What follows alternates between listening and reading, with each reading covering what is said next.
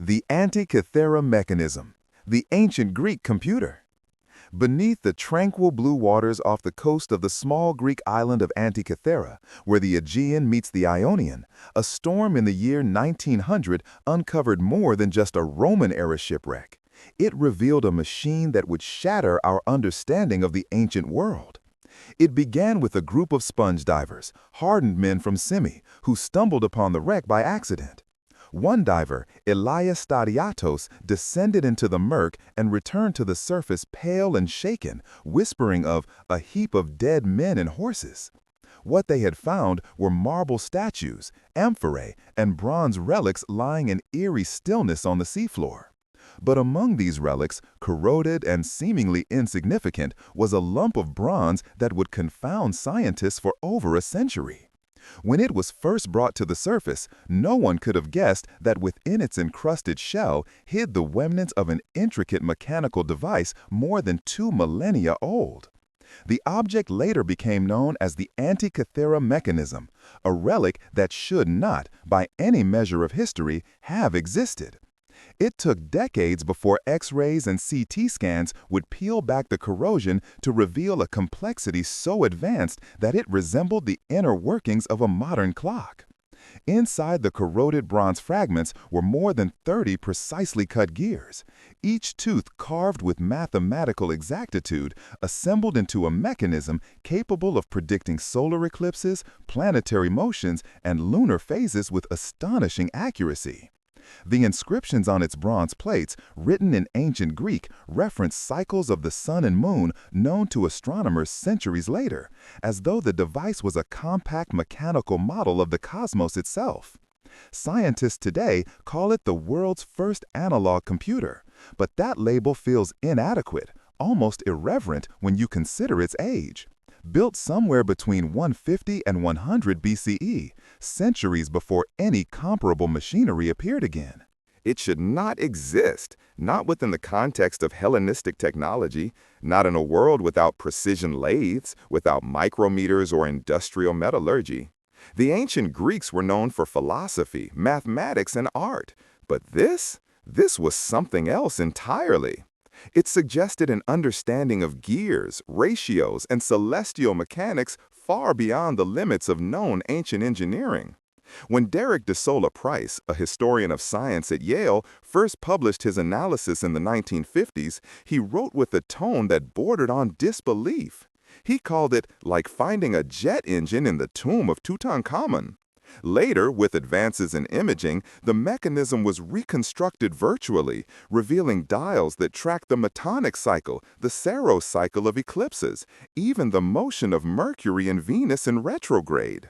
Each small dial bore markings etched by hand, the script of an unknown craftsman who must have understood not just astronomy, but mathematics, gear ratios, and mechanical translation of celestial phenomena, concepts we associate with the Renaissance, not the ancient Mediterranean. How could such knowledge arise in isolation? Was the mechanism the last surviving fragment of a lost school of Hellenistic engineering?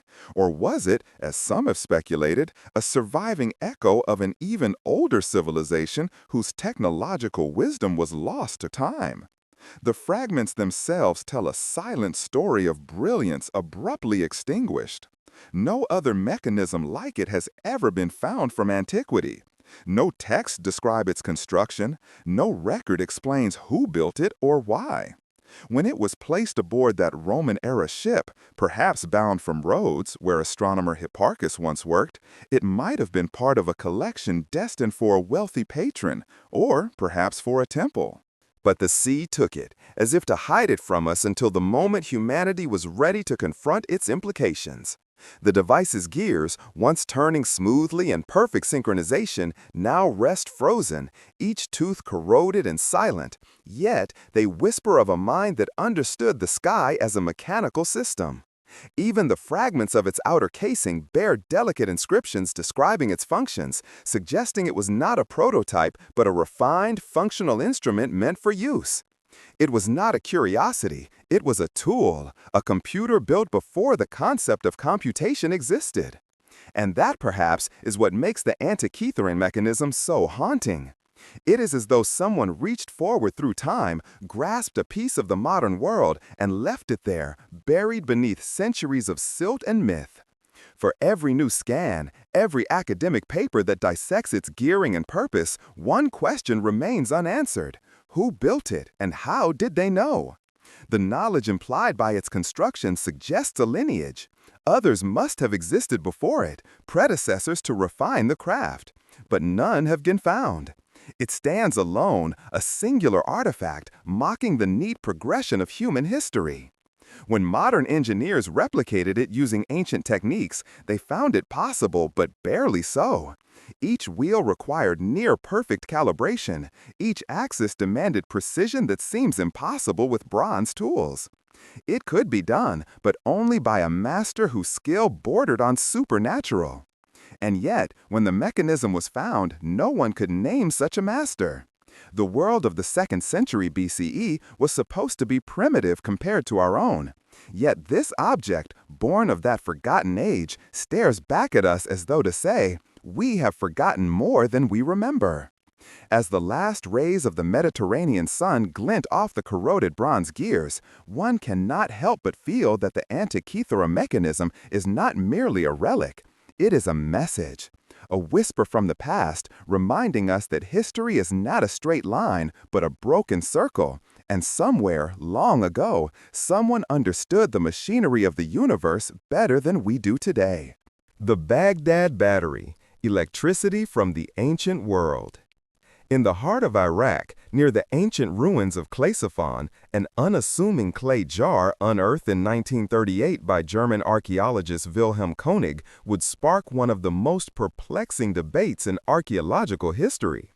At first glance, it appeared to be a simple vessel, roughly 15 centimeters tall, with a narrow neck and a sealed top made of asphalt. Inside was a copper cylinder soldered at the bottom, and within that, a slender iron rod held in place by a stopper of bitumen. It was an odd combination: ceramic, copper, and iron, all materials common enough in the Parthian or Sassanid periods around 200 BCE to 200 CE. But together, their configuration was unlike anything ever cataloged in Mesopotamian artifacts. Koenig, while examining it in the Baghdad Museum's collection, had a startling realization. If the jar were filled with an acidic liquid, such as vinegar or lemon juice, the combination of dissimilar metals could generate an electrical current. A simple galvanic cell, a battery. This notion, audacious at the time, ignited both fascination and outrage among scholars. Could it be that people of the ancient world, centuries before the discovery of electricity, had somehow harnessed it?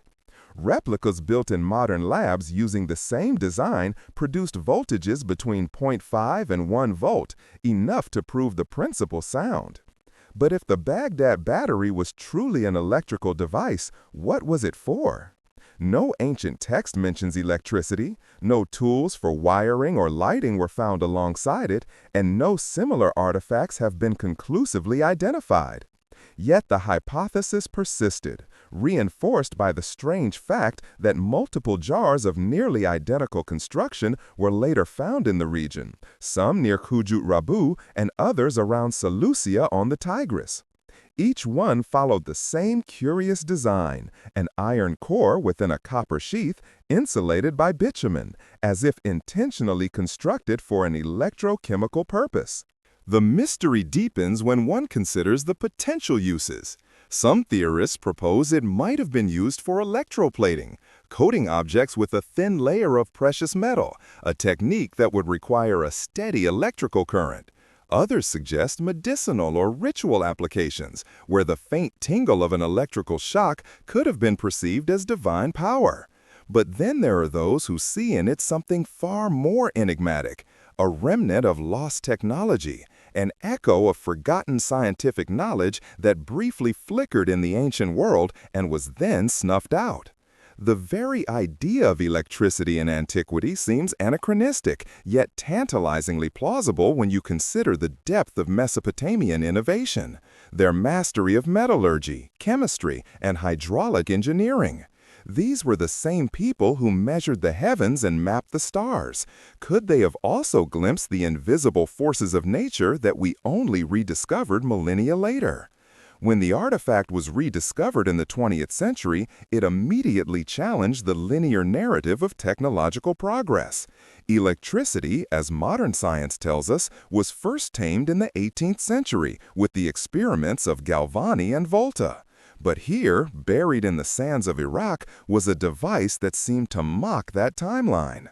Koenig's theory drew criticism from traditionalists, yet even skeptics struggled to explain the object's peculiar construction in purely symbolic or decorative terms. Why insert a copper cylinder inside a clay jar? Why place an iron rod within it? Why seal it with bitumen? The components served no practical function unless they were meant to work together. In 1978, the myth took on new life when the Discovery Channel broadcast an experiment. A replica Baghdad battery successfully electroplated a small silver figurine with a thin layer of gold. The result was visually striking, and though not definitive proof, it demonstrated that the ancient jar could indeed function as a battery when filled with acid. But what if this was not an isolated discovery? What if, across the ancient world, similar technologies once existed but were lost to time, erased by conquest, fire, and the slow decay of memory? The Baghdad battery, in its mute simplicity, suggests that our ancestors may have known more about the natural world than we give them credit for. Perhaps they stumbled upon electricity not through abstract theory, but through empirical curiosity, an accidental spark observed and replicated in clay and copper. The question then is not whether they could have built it, they clearly did, but why? Was it a scientific tool, a priestly instrument of mystery, or a relic of contact with another civilization, one that possessed knowledge we can scarcely imagine? When American forces entered Baghdad in 2003, the museum that once housed the battery was looted and many of its treasures vanished into the black market. Among the missing was Koenig's original artifact. Whether it still exists today is uncertain. Some say it was destroyed, others claim it rests in a private collection hidden from scrutiny. What remains are photographs, drawings, and replicas, ghosts of an object that refuses to fit neatly into history's timeline. The clay jar, with its corroded iron and green patinated copper, continues to whisper a question across millennia. What if electricity is not a modern discovery, but a rediscovery? If so, the Baghdad battery is not merely an archaeological curiosity. It is a spark from a forgotten age, proof that the ancients might have glimpsed, however briefly, the same invisible force that powers our world today. And if they did, what else might they have known? What other secrets lie buried in the ruins of the past, waiting for another accidental hand to brush the dust away and awaken the impossible once more? The London Hammer, a modern tool encased in ancient rock. In a quiet corner of Texas in 1936, near the town of London, not the great city across the Atlantic, but a small rural settlement nestled amid limestone bluffs, a strange discovery emerged from the red earth that would bewilder geologists and believers in ancient anomalies alike. It began when a couple, Max Hahn and his wife Emma, were walking along the banks of a small creek. Among the stones, they noticed a curious piece of wood protruding from a nodule of rock. It looked ordinary at first until Max picked it up and saw what appeared to be the head of a hammer embedded inside. The object was half encased in hardened stone, as though it had been swallowed by time itself. When they brought it home, curiosity turned to disbelief. The hammer's handle, partly fossilized, extended from a metallic head that was smooth, evenly shaped, and unmistakably manufactured. Yet the rock encasing it appeared ancient, far older than any human tool should have been. Years later, when the artifact was examined by researchers, the mystery deepened. The surrounding rock matrix was identified as a form of concretion typical of Cretaceous strata, dated at approximately 100 million years old. That, of course, was impossible. No human, let alone a blacksmith capable of forging iron, existed during the age of the dinosaurs. How then could a hammer of apparent modern design be entombed in such primeval stone? The hammer itself was about 6 inches long, with a head of iron and a partially mineralized wooden handle. When metallurgical analysis was conducted, the results defied expectations.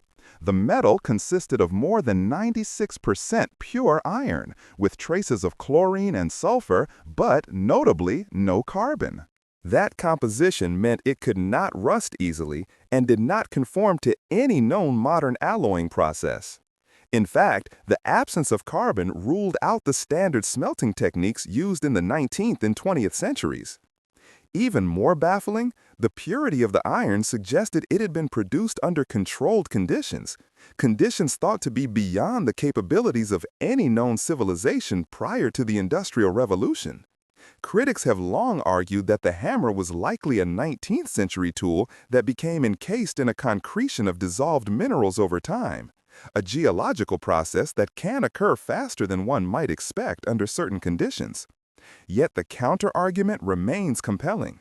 The concretion's hardness, the fossilized state of the handle, and the hammer's corrosion resistance all suggest something far more unusual. For decades, it has stood as a silent challenge to the orthodox timeline of human technological development. Some fringe theorists claim it is evidence of a lost civilization predating recorded history, perhaps one destroyed in cataclysmic upheaval long before known human emergence. Others, reaching into the realm of the speculative, suggest it might even be a relic of time displacement, a modern artifact somehow trapped in ancient rock through an event science cannot yet explain. Whatever the truth, the hammer invites one unsettling realization. Even our most trusted tools of dating and logic can sometimes yield contradictions that refuse resolution. The London hammer sits today encased in a glass display, its stone sheath cracked open just enough to expose the head that glints faintly under museum light. To those who gaze upon it, the contrast is haunting. Metal and stone, the work of human hand, and the relic of geological eternity fused into one impossible object. When scientists cut into the nodule, they found no sign of artificial embedding or tampering. The hammer's head and the surrounding rock seemed genuinely fused, the handle's mineralization extending seamlessly into the stone. How could such a thing occur? If it truly were a 19th century hammer, then nature had worked an extraordinary illusion, encasing it in ancient stone with precision that mocked coincidence. But if, by some unimaginable twist, it were authentic to the age of the rock itself, it would rewrite everything we know about the history of technology, humanity, and the passage of time. It would mean that the timeline we cling to, a neat sequence from primitive tools to modern machines, is not a ladder but a labyrinth, one that occasionally folds back upon itself. And perhaps that is the true terror of the London hammer. Not that it proves an impossible civilization, but that it exposes how fragile our certainty really is. Beneath the hum of fluorescent lights and the murmur of museum visitors, it waits, a mundane object made miraculous by mystery, its smooth iron surface reflecting a world that may not be as young as we think. The Saqqara bird, an Egyptian glider thousands of years ahead of its time. In the dust and shadowed corridors of Egypt's Saqqara necropolis, amid the labyrinthine tombs that stretch beneath the desert sand, an artifact no larger than a man's hand has confounded historians and aeronautical engineers alike. It was discovered in 1898 by the French Egyptologist Khalil Messiha during the excavation of the tomb of Pa-di-Imen, an official of the Ptolemaic era dated to around 200 BCE. At first, it was catalogued without ceremony as a wooden bird, one among countless burial objects meant to accompany the dead into the afterlife. But years later, when it was examined more closely, this small falcon-shaped figure revealed anomalies that transformed it from a funerary trinket into one of the most tantalizing enigmas of ancient craftsmanship. Carved from sycamore wood, the Saqqara bird measures about 14 centimeters in length, with a wingspan of nearly 18 centimeters. The tail, however, is not like that of any known bird. It is vertical, like a modern airplane stabilizer. Its wings are slightly curved, with aerodynamic symmetry suggesting lift rather than mere ornamentation. The more one studies it, the less it resembles a representation of a living creature, and the more it appears to be a model, a prototype of something that should not have existed in the age of pharaohs.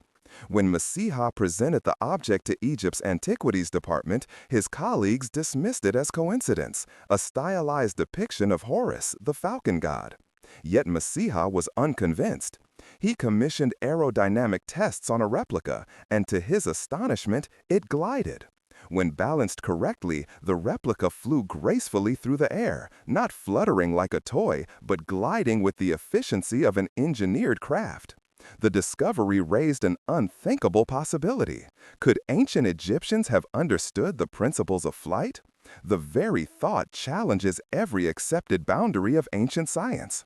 The Wright brothers' first powered flight took place in 1903, but here, in a tomb carved over 2 millennia earlier, lay an object that appeared to embody basic aerodynamic principles: cambered wings, a vertical stabilizer, and lightweight construction. How could such a design emerge in a world without mathematics devoted to air pressure, drag, or lift? Some researchers suggested that it may have been part of a child's toy, a ritual object, or even a weather vane used to read wind direction. But none of these explanations account for the extraordinary precision of its form. Others have speculated that it was symbolic of a spiritual journey, the soul's flight to the heavens. Yet, if symbolism alone were the purpose, why such technical perfection? The wood shows no signs of being purely decorative. Its balance, symmetry, and deliberate shaping hinted something more, an understanding, however rudimentary, of aerodynamics. Over time, this small artifact has become the subject of fierce debate between traditional archaeologists and those who see in it a trace of forgotten technology. When modern engineers constructed scale models using the same proportions but modern materials, they discovered that with the addition of a horizontal stabilizer, the missing piece of the tail, which may have broken off long ago, the object achieved stable flight. It glided over remarkable distances, its lift-to-drag ratio comparable to early 20th century gliders. That result ignited speculation. Perhaps the Saqqara bird was not meant to represent a divine falcon at all, but a model for something real, something the ancient world once experimented with: flight. Could there have been ancient attempts at gliding or even powered flight, now lost to time? In murals, reliefs, and carvings throughout Egypt, the image of the wing recurs not just as a symbol of divinity, but of motion, of transcendence, of something almost mechanical in nature. In the Temple of Hathor at Dendera, strange bulb-shaped carvings appear to depict objects resembling electrical lamps. In Abydos, inscriptions show what look uncannily like helicopters and airplanes. Coincidences, perhaps, yet too precise to dismiss easily.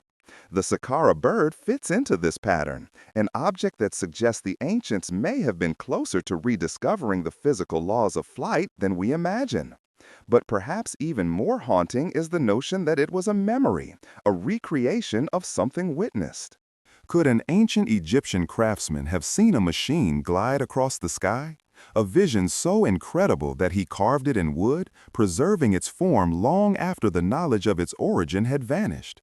Such ideas drift on the edge of myth, yet the artifact endures, silent and unyielding, defying every attempt to explain it away. The wood itself tells its own story. Microscopic analysis revealed it was carved with precision tools, likely bronze or copper, and smoothed to a finish that suggests the artisan cared deeply for its aerodynamic shape. It was found buried among symbols of resurrection, as though flight itself was tied to the passage between worlds.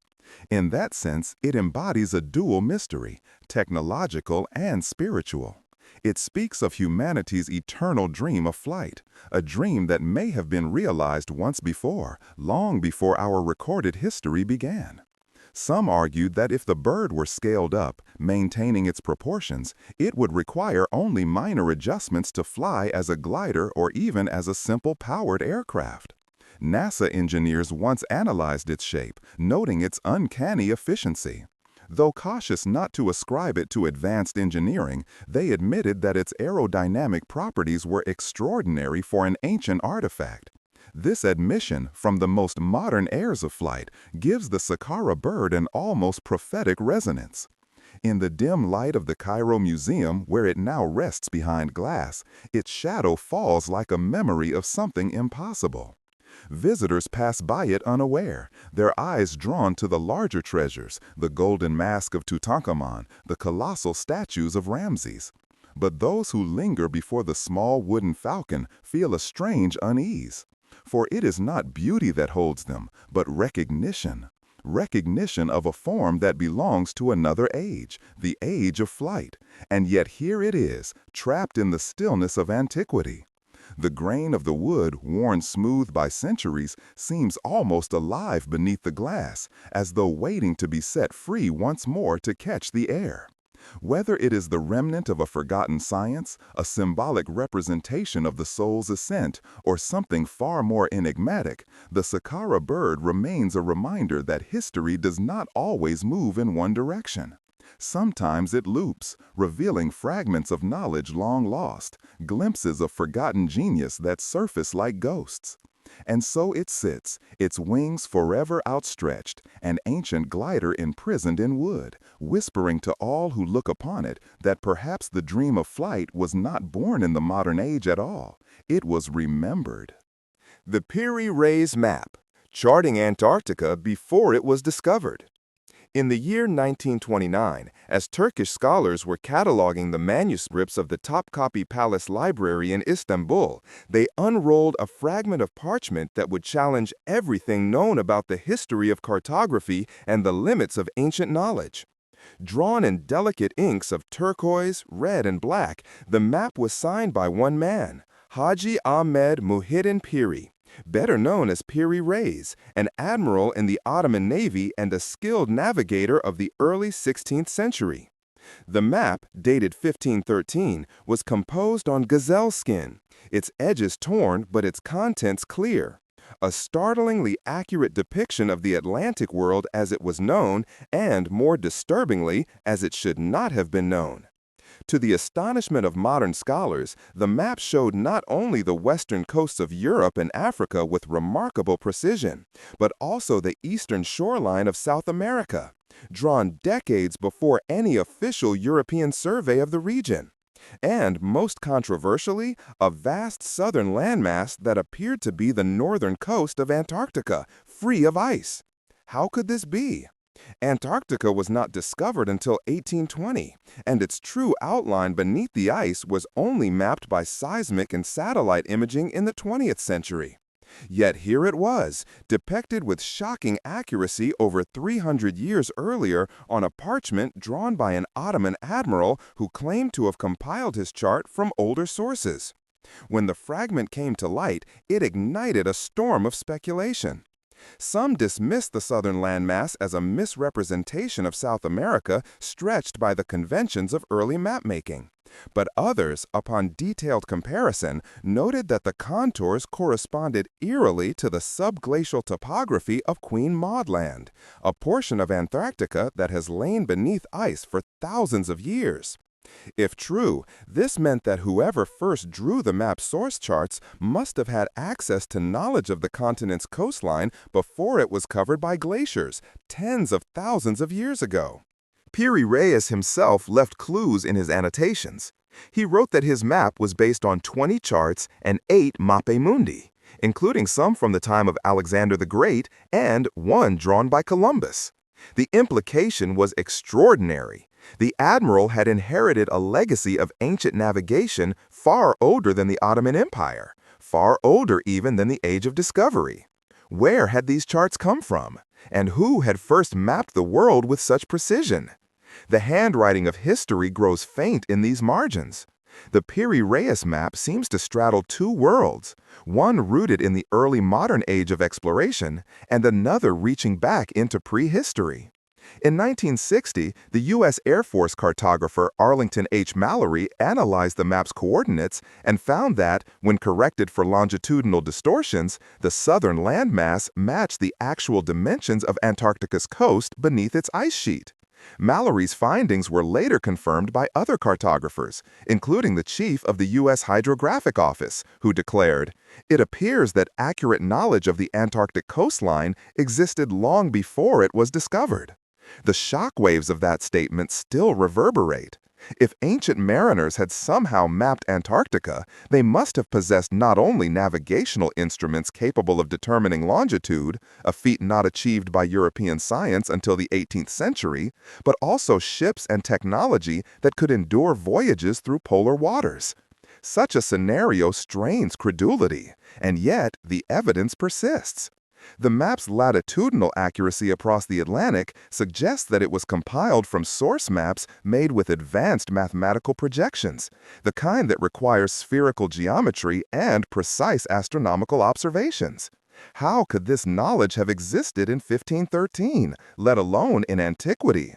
Some scholars have proposed that Piri Reis had access to a lost library, perhaps the remnants of the Great Library of Alexandria, or the archives of ancient mariners from a forgotten civilization, possibly the Phoenicians, or even a culture that predates recorded history.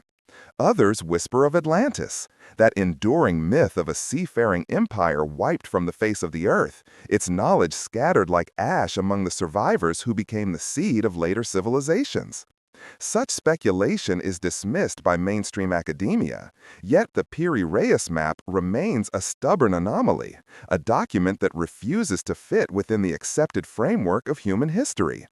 Piri Reis himself could not have fabricated its details. His own voyages were limited to the Mediterranean, and he openly credited earlier sources for the Atlantic regions. His annotations describe the lands of the Antilia, the mountains where the parrots live, and strange creatures that dwell by the shore, descriptions consistent with early European encounters in the New World. But his inclusion of a southern continent, complete with mountain ranges, rivers, and bays, cannot be so easily explained. The coastline aligns not with the ice-covered present-day Antarctic, but with the underlying continental shelf revealed only by modern sonar. This fact has led some researchers, like Charles Hapgood in his 1966 book Maps of the Ancient Sea Kings, to argue that the map preserves a memory of the world before the last ice age. Hapgood could pose that an advanced civilization existing more than 10,000 years ago mapped the globe using precise instruments, and that fragments of this cartographic knowledge survived into later ages, copied and recopied until they reached the hands of Piri Reis. Albert Einstein himself wrote a preface to Hapgood's work, acknowledging that such a hypothesis, though speculative, merited consideration. If true, it would mean that humanity's story is far older and more cyclical than we dare admit. The Piri Reis map, with its blend of accurate coastlines and fantastical notes, such as monsters devouring fish and mountains of emeralds, suggests a collision between empirical observation and mythic memory. It is as though the mapmaker stood at the threshold of two worlds, one scientific, one legendary. The parchment bears the marks of both. Even the map's projection is peculiar. It is drawn using an equidistant cylindrical projection centered near Cairo, an advanced mathematical approach that allows relative accuracy across great distances, centuries before such methods were thought to exist. When modern analysts recalculated its coordinates, they found that the map could be reprojected onto a globe with surprisingly little distortion. This level of precision suggests that whoever compiled its sources understood the curvature of the Earth long before Magellan's circumnavigation proved it conclusively. It also implies a familiarity with longitude that should have been impossible before the invention of the marine chronometer. And yet, there it is, carved into the parchment, mocking the very timeline of discovery we hold sacred. One cannot help but picture Piri Reis himself, seated in his study overlooking the Bosphorus, surrounded by tattered maps and ancient manuscripts, piecing together a vision of the world from the fragments of forgotten explorers. Perhaps he did not understand the true age of the charts he copied, nor the full scope of what he preserved. Perhaps, to him, it was merely an act of synthesis, a merging of old wisdom with new exploration. And yet, unknowingly, he became the custodian of an impossible legacy. When the map was rediscovered, the admiral's work was already 4 centuries old, his empire long fallen, but his parchment endured, a whisper from the past, bearing coordinates no human of his time should have known. Today, it remains one of the most studied and most controversial artifacts in cartographic history. Every detail has been scrutinized, every ink stroke measured, every annotation translated and debated. Still, the mystery persists. How could anyone in 1513 have known the shape of Antarctica beneath its ice? How could they have known the accurate latitudes of South America before large-scale exploration had even begun? The answers lie somewhere between myth and science, between what we know and what we have forgotten. The Piri Reis map may not be proof of an ancient high civilization, but it is a haunting echo of something, an inheritance of knowledge that transcends eras. As one gazes upon its faded lines and cryptic notes, it feels less like a map of the world and more like a message across time, a chart not of geography but of memory. A record of the Earth as it once was, drawn by hands that have long turned to dust, preserved by a sailor who could not have known what he held. And so the map endures, a piece of gazelle skin upon which the impossible has been drawn, a mirror reflecting a world that no longer exists, daring us to question not only where we have been, but how much we have truly forgotten. The Dendera Light, ancient Egyptian depiction of electrical illumination? Deep beneath the sands of Egypt, in the temple complex of Hathor at Dendera, lies a series of reliefs that have baffled scholars and ignited speculation for more than a century. In one of the temple's subterranean chambers, carved into the stone walls over 2,000 years ago, there appears a scene that seems to defy all conventional understanding of ancient technology. The image depicts human figures, priests or gods, holding what appear to be enormous glass bulbs, each connected to a base resembling a power source by a snaking cord that looks uncannily like an electrical cable.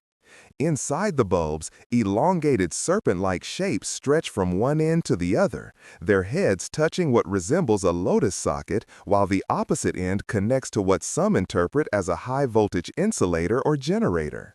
To the modern eye, the resemblance is unmistakable. It looks like a primitive light bulb. This strange carving, found in the so-called crypts of Dendera, has come to be known as the Dendera Light. For Egyptologists, it is a symbolic representation, a mythic depiction of the serpent god Harsomptis emerging from the lotus flower, embodying creation and life force. But for alternative researchers, engineers, and those drawn to the shadows of forgotten knowledge, it seems to hint at something far more startling: that the ancient Egyptians might have harnessed a form of electrical illumination thousands of years before Edison ever struck his first filament to glow. The relief is not an isolated oddity. In several chambers of the Dendera temple, the same motif repeats with varying detail. Priests offering the bulb to gods, cables connecting to what looks like a power box adorned with the symbol of Ma'at, the principle of cosmic order. The very room in which the carvings are found is narrow and hidden, accessible only through small shafts and passageways, as if designed for restricted rituals or perhaps to conceal forbidden knowledge. The air there is heavy and silent, and even today, the walls seem to hum faintly when one stands alone with a flashlight, the images catching the light as though waiting to come alive. The temple itself, dedicated to Hathor, the goddess of love, music, and fertility, was built during the Ptolemaic period, but beneath its foundations lie remnants of far older structures. The crypts are thought to preserve designs and rituals inherited from dynasties that predate recorded Egyptian history. When the first explorers descended into these chambers in the 19th century, they were struck by the quality of the reliefs, carved with extraordinary precision and showing no trace of soot or smoke damage that one would expect if torches or oil lamps had been used for illumination. The relief is not an isolated oddity. In several chambers of the Dendera Temple, the same motif repeats with varying detail.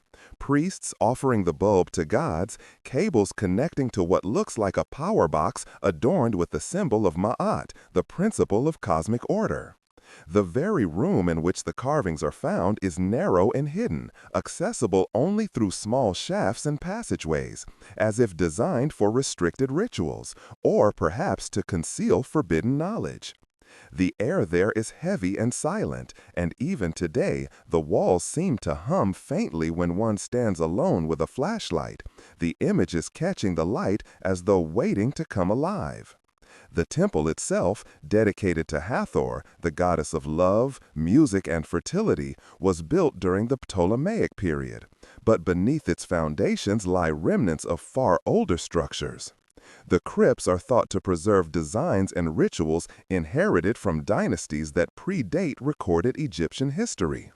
When the first explorers descended into these chambers in the 19th century, they were struck by the quality of the reliefs, carved with extraordinary precision and showing no trace of soot or smoke damage that one would expect if torches or oil lamps had been used for illumination. How then did the artisans work in near total darkness without leaving traces of fire? That question alone fuels one of the most enduring enigmas of Egyptology. Some scholars argue that mirrors were used to reflect sunlight deep into the corridors, but anyone who has walked those tight, twisting passages knows how implausible such a system would have been. The light would scatter and fade within meters. Others have proposed that the Dendera light represents not a literal device, but a spiritual metaphor, a rendering of divine energy, the serpent as life current, the lotus as creation. Yet the resemblance to electrical technology is so compelling that even modern engineers who visit the site have expressed wonder.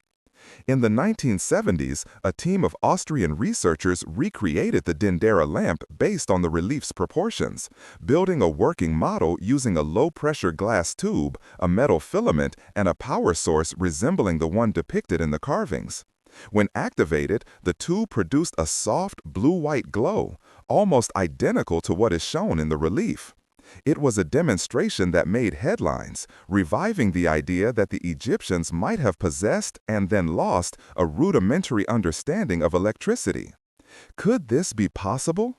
Could one of humanity's first civilizations have generated and used electrical power? Skeptics point out that there is no physical evidence of conductors, filaments, or other electrical components found anywhere in Egyptian ruins. The copper and gold wires that would have been required to transmit current would long ago have been stripped and melted down, they argue. But others note that the absence of evidence does not necessarily negate the possibility. The same civilization that built the pyramids with astonishing precision, aligned to celestial bodies with millimeter accuracy, surely possessed advanced knowledge that we still struggle to fully comprehend. And if the Egyptians did harness electricity, even on a small ritual scale, where did that knowledge come from? Could it have been inherited from an earlier civilization, one that perished in the floods and cataclysms that erased most of Earth's prehistoric record? The walls of Dendera seem to whisper such possibilities. The hieroglyphs surrounding the so-called lamp speak of energy, creation, and the serpent of life coursing through the world. A language that, if read metaphorically, could just as easily describe an electric current as a divine force. Yet perhaps that is the point. To the ancients, there was no difference between science and magic, between the physical and the divine. The priests of Hathor may have guarded not machines, but the rituals that kept the cosmic light alive, a sacred force that animated the universe. The Dendera light, then, may not depict an electrical bulb as we understand it, but it may encode something even deeper, the memory of a lost technology or energy principle expressed through mythic form. For those who have studied the relief closely, certain details refuse to be dismissed. The bulb's bulbous shape, the filament-like serpent, the cable leading to what looks like a power source, all appear intentional, not symbolic accidents. Some claim that the object resembles a Crookes tube or even a cathode ray device, technologies rediscovered in the 19th century. Others note that the so-called power box bears the image of a jet pillar, a symbol associated with stability and often interpreted as a stylized electrical insulator. The parallels are eerie, and yet Egyptologists remain firm. The carving represents nothing more than mythic imagery. But why then were these reliefs hidden away underground, unseen by the general public of their time?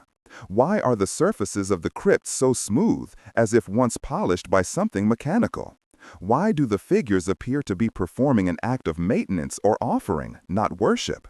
These are the questions that haunt anyone who has stood in that chamber. The light that flickers from a modern flashlight catches the serpent within the stone bulb, and for an instant it seems to writhe, to glow, to pulse with a strange vitality. You begin to feel that perhaps, in the deep silence of those halls, the Egyptians really did touch something we no longer understand. Whether that something was electrical, spiritual, or both remains a matter of interpretation. Over the decades, scientific analyses have neither confirmed nor completely debunked the hypothesis. Chemical studies of nearby residues found no traces of soot, yet suggested no conclusive evidence of artificial lighting either. The mystery thus remains balanced on a knife edge, too symbolic for science, too precise for coincidence. It invites a kind of reverence.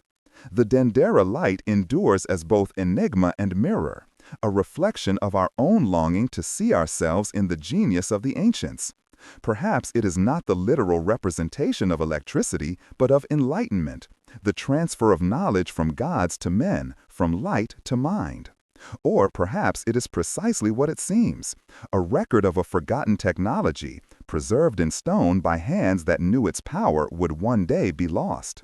As one exits the crypt and steps back into the blinding Egyptian sun, the irony becomes clear. The temple above celebrates the goddess of joy and radiance, yet the truest light of Dendera is buried deep underground, sealed in darkness, whispering still of illumination that once was and may yet be again. The Drapa Stones, records of visitors from the stars? High in the desolate mountains of the Bayan Karaula Range, along the borderlands between China and Tibet, lies a mystery so peculiar that even today it hovers between legend and forbidden archaeology. In 1938, a Chinese archaeological expedition led by Professor Chi Pu-te ventured into a series of almost inaccessible caves carved into the sheer cliffs of the region. What they found inside would shake the very foundations of what we think we know about human history. The caves were littered with skeletal remains, small, fragile, and unlike any known human form. The skeletons measured barely 4 feet in height, with disproportionately large skulls and slender bodies. Some accounts describe the skulls as having enlarged cranial cavities, resembling the exaggerated heads seen in modern depictions of extraterrestrials. But the true enigma lay not in the bones, but in the hundreds of strange stone discs scattered across the cave floors.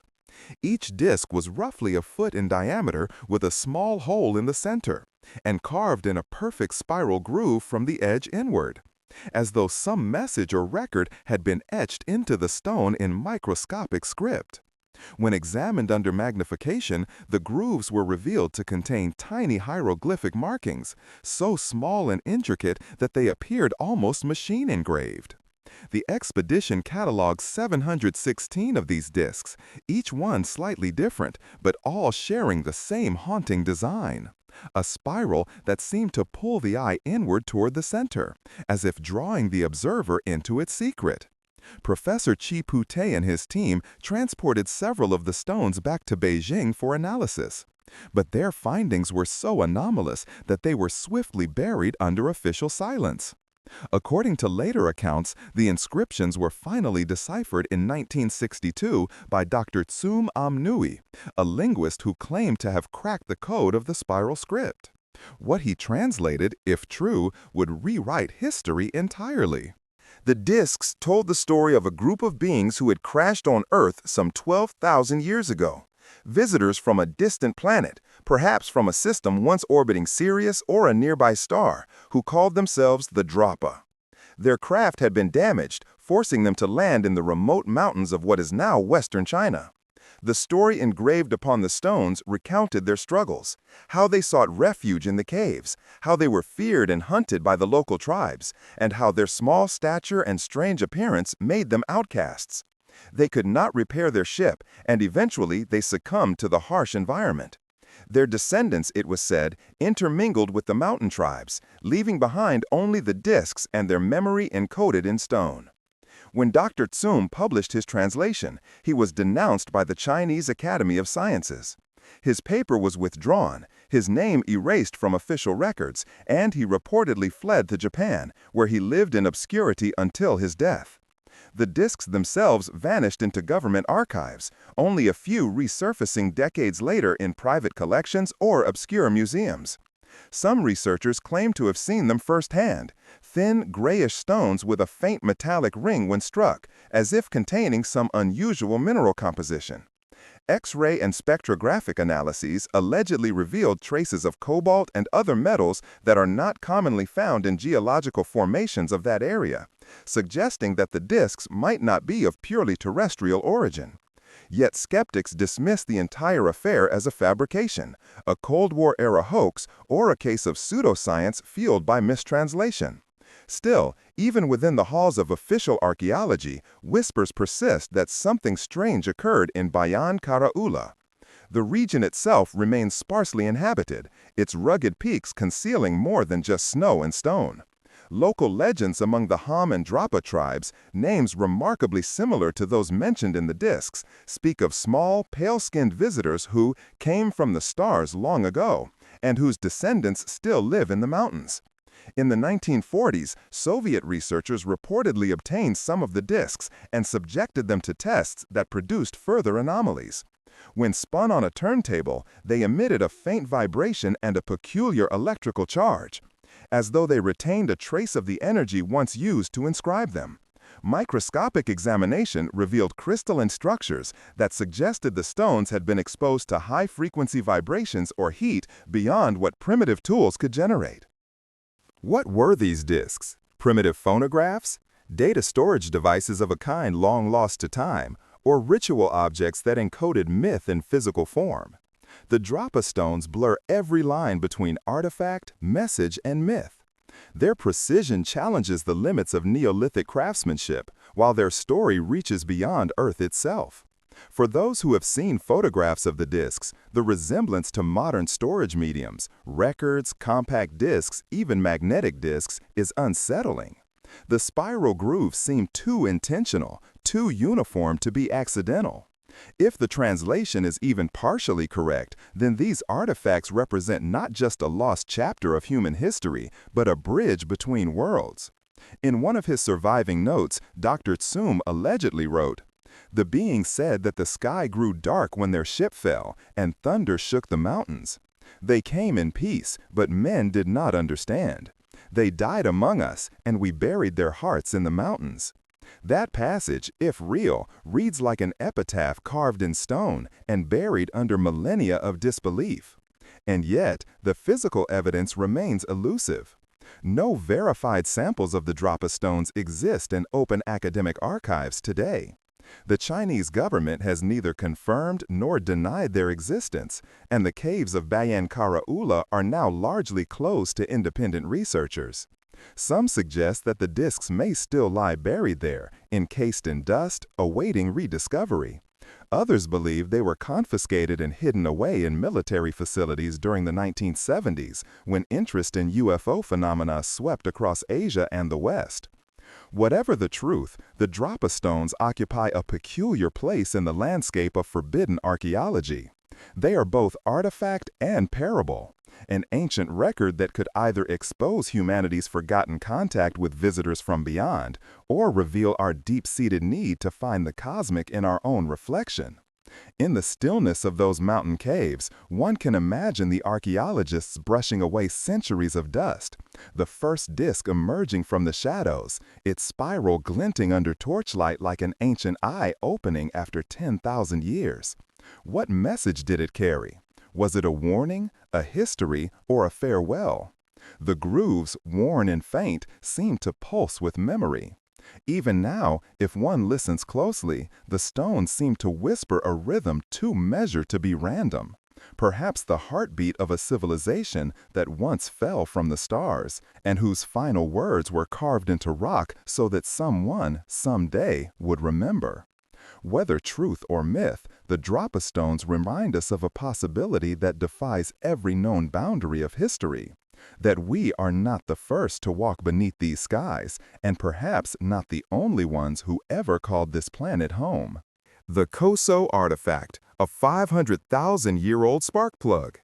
In the spring of 1961, near the arid hills surrounding Alancha, California, 3 amateur rock hunters, Virginia Maxey, Wallace Lane, and Mike Meixel, were scouring the desert for geodes to sell in their gift shop. The landscape was barren and silent, the kind of place where time itself seems to have congealed into stone. When they cracked open one of the nondescript rocks they had gathered, they expected the usual glittering quartz or crystal patterns. Instead, what emerged would ignite one of the strangest controversies in modern archaeology, a machine-like object that seemed to predate humanity itself. Inside the solid geode was a perfectly cylindrical core of metal and ceramic, something that looked unmistakably like a spark plug. The object, later dubbed the Coso artifact, was embedded in a concretion of hardened clay, pebbles, and fossil shells that geological analysis estimated to be at least 500,000 years old. The implications were staggering. A modern machine component sealed inside 500,000-year-old rock defied every known law of history and geology. If authentic, it would mean that either advanced technology existed long before Homo sapiens walked the earth, or that time, in some inexplicable way, had folded back upon itself. The artifact itself was small, roughly 1.5 inches long, its center composed of what appeared to be a porcelain insulator surrounded by a metallic shell. A magnetic test revealed it contained iron, while X-rays taken at the time showed a central rod, uniform threading, and a faint resemblance to a modern Champion spark plug. Yet the surrounding material was fossilized, dense, and ancient beyond comprehension. Reports soon circulated that the concretion had formed naturally over eons, entombing the metal object within layers of compacted sediment and oxidation. When the story broke, scientists, skeptics, and French researchers alike were drawn into the debate. How could a device of industrial manufacture exist within material older than humanity's earliest known tools? The Coso artifact was quickly seized upon by proponents of out-of-place artifacts, OOPArts, objects that appear to challenge the accepted timeline of human civilization. The artifact itself was small, roughly 1.5 inches long, its center composed of what appeared to be a porcelain insulator, surrounded by a metallic shell. A magnetic test revealed it contained iron, while X-rays taken at the time showed a central rod, uniform threading, and a faint resemblance to a modern Champion spark plug. Yet the surrounding material was fossilized, dense, and ancient beyond comprehension. Reports soon circulated that the concretion had formed naturally over eons, entombing the metal object within layers of compacted sediment and oxidation. When the story broke, scientists, skeptics, and fringe researchers alike were drawn into the debate.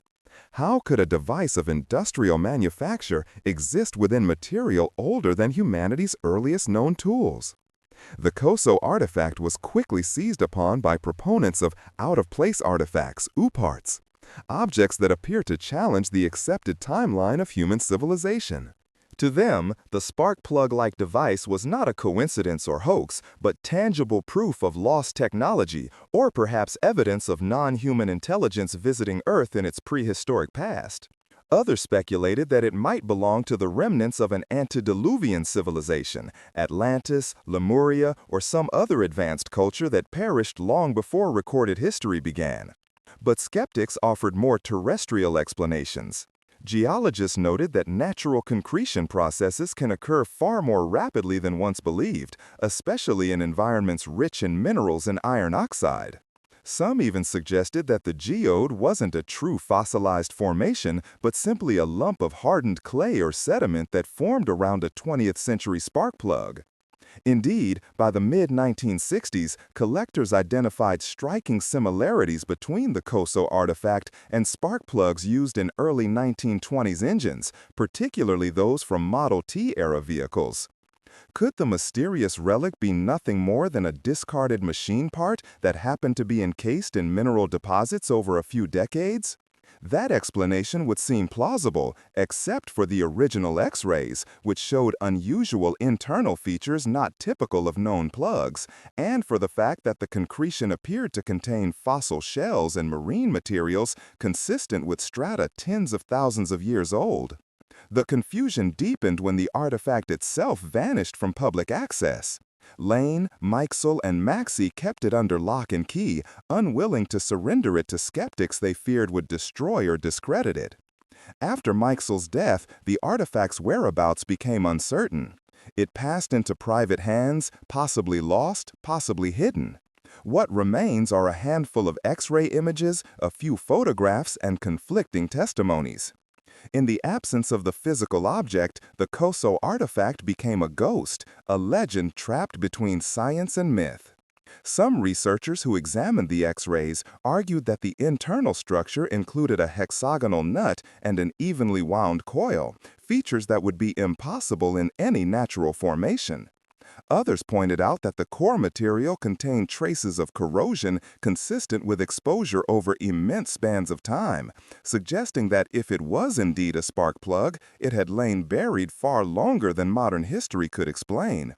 Virginia Maxey herself was quoted as saying that professional geologists estimated the rock's age at around 500,000 years, though no official report was ever published. That number stuck, and with it, the Koso artifact was transformed from a curiosity into an anomaly that gnawed at the boundaries of accepted chronology. In later decades, the story resurfaced in UFO and ancient astronaut circles. Some theorized that the device was part of a crashed extraterrestrial probe, its remnants fossilized over geological epochs. Others claimed it might be evidence of cyclical civilizations, technological societies that rose and fell long before ours, leaving only whispers in stone. The desert around Alancha, they said, was once seabed, then wasteland, then again home to something that tinkered with machines long forgotten. In the silence of that land, it is not hard to imagine such things. Machines buried under the weight of ages, their purpose erased by time. The skeptic's counterpoint remains consistent, that the Koso artifact is simply a misinterpreted modern spark plug encased in a relatively young concretion. Yet even this mundane explanation has gaps. Rapid concretion, though possible, cannot easily account for the density and hardness described by those who handled the object firsthand. Nor does it explain the fossilized marine inclusions supposedly found within the matrix. Every attempt at explanation seems to open new inconsistencies, as if the artifact itself resists classification. To the believer, that resistance is evidence enough. The Koso artifact endures as an enigma not because of what it is, but because of what it suggests. That time may not be as linear as we think, that technology might not belong exclusively to the modern, and that perhaps echoes of past or parallel civilizations lie beneath our feet. Some whisper that the object was part of a monitoring device, an ancient instrument placed here to observe the rise of humankind. Others imagine it as a remnant from visitors who passed through long before the first human spark was struck. Whether relic, hoax, or omen, the Koso artifact reminds us that sometimes the smallest discovery can destabilize the largest certainties. A simple piece of metal and porcelain, entombed in stone, becomes a riddle that stretches from the depths of geological time to the limits of imagination. In the end, it stands as both artifact and mirror, reflecting our desire to find meaning in mystery, to see in the impossible the faint outline of forgotten truth. Perhaps, buried somewhere in the desert hills, another such object waits, humming silently beneath layers of dust and rock, waiting for the day it is broken open and, once again, the past looks back at us with the unmistakable eye of the machine. The Shroud of Turin, a mysterious image beyond medieval technology. In the dim, reverent stillness of the Cathedral of St. John the Baptist in Turin, Italy, lies one of the most enigmatic objects ever discovered, a length of ancient linen that seems to defy the limits of faith, science, and history alike. Known as the Shroud of Turin, this fragile, yellowed cloth bears the faint but unmistakable image of a man's body, front and back, as though the figure had been burned or radiated into the fabric itself. It is a hauntingly human image, life-sized and detailed enough to show wounds consistent with crucifixion, bloodstains on the wrists and feet, a wound in the side, a cap-like pattern on the head that could be from a crown of thorns. To believers, it is nothing less than the burial shroud of Jesus Christ. To skeptics, it is a masterful medieval forgery produced with techniques that should not have existed in the 14th century. And yet, as centuries of inquiry have shown, the truth is neither simple nor easily contained within the boundaries of either belief or disbelief. The first historical mention of the shroud appears in France in the 1350s, when it surfaced in the hands of a knight named Geoffroy de Charny. The church at Liry displayed it as a holy relic, and pilgrims came from across Europe to gaze upon the mysterious image.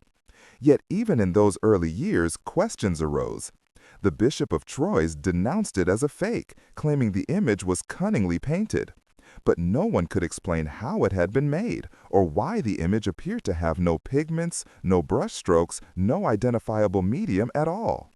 Under ordinary light, the figure is faint, almost invisible. But when the shroud was first photographed in 1898 by Italian amateur photographer Secondo Pia, a revelation occurred. The negative image revealed astonishing clarity, showing the detailed face of a man with serene, lifelike features. In that moment, the shroud was transformed from a relic of devotion into a scientific mystery. The image was a photographic negative centuries before the invention of photography, a fact that still perplexes researchers. Subsequent investigations have only deepened the riddle. Microscopic analysis revealed that the image is not painted, dyed, or imprinted with any known pigment. The fibers themselves are discolored only on their outermost layers, as though by intense but fleeting exposure to light or heat. No human hand could have applied it. And unlike ordinary stains, the image has no directionality. It does not soak into the cloth. It is as though the figure had been seared onto the linen by a burst of radiant energy. The blood, however, is real. Chemical analysis confirmed the presence of hemoglobin and bilirubin, substances associated with trauma and death. The markings match wounds consistent with crucifixion, down to the trickle of blood at the wrists rather than the palms, a detail unknown to medieval artists but correct according to modern medical understanding. Even the scourge marks, over 100 of them, align with Roman flagrum patterns. The precision is unnerving, almost surgical in its accuracy. Then came the test that promised to end the debate forever. In 1988, carbon-14 dating tests were conducted on small samples of the shroud by laboratories in Oxford, Zurich, and Tucson. The results placed its origin between 1260 and 1390 CE, seemingly confirming the theory of a medieval forgery. The world, for a moment, exhaled. Science, it seemed, had triumphed over mystery. But almost immediately, doubts emerged. Critics argued that the tested samples had been taken from a corner of the shroud that had been repaired with newer material after fire damage in the 1500s. The sample's chemical composition and textile pattern differed from the main cloth, suggesting that the radiocarbon test dated only the patch, not the original fabric. Later studies, including spectroscopic and microscopic analyses, found traces of cotton interwoven with linen fibers, an anachronism inconsistent with first-century Jewish burial cloths, but consistent with 16th-century restoration methods. Further, pollen grains found embedded in the fabric pointed not to medieval Europe, but to plants native to the Middle East, specifically those found only in the region of Jerusalem. In 1978, the Shroud of Turin Research Project, STURP, composed of scientists from NASA, Los Alamos, and other leading institutions, conducted the most extensive examination in the artifact's history. They found no evidence of pigments, dyes, or brushwork.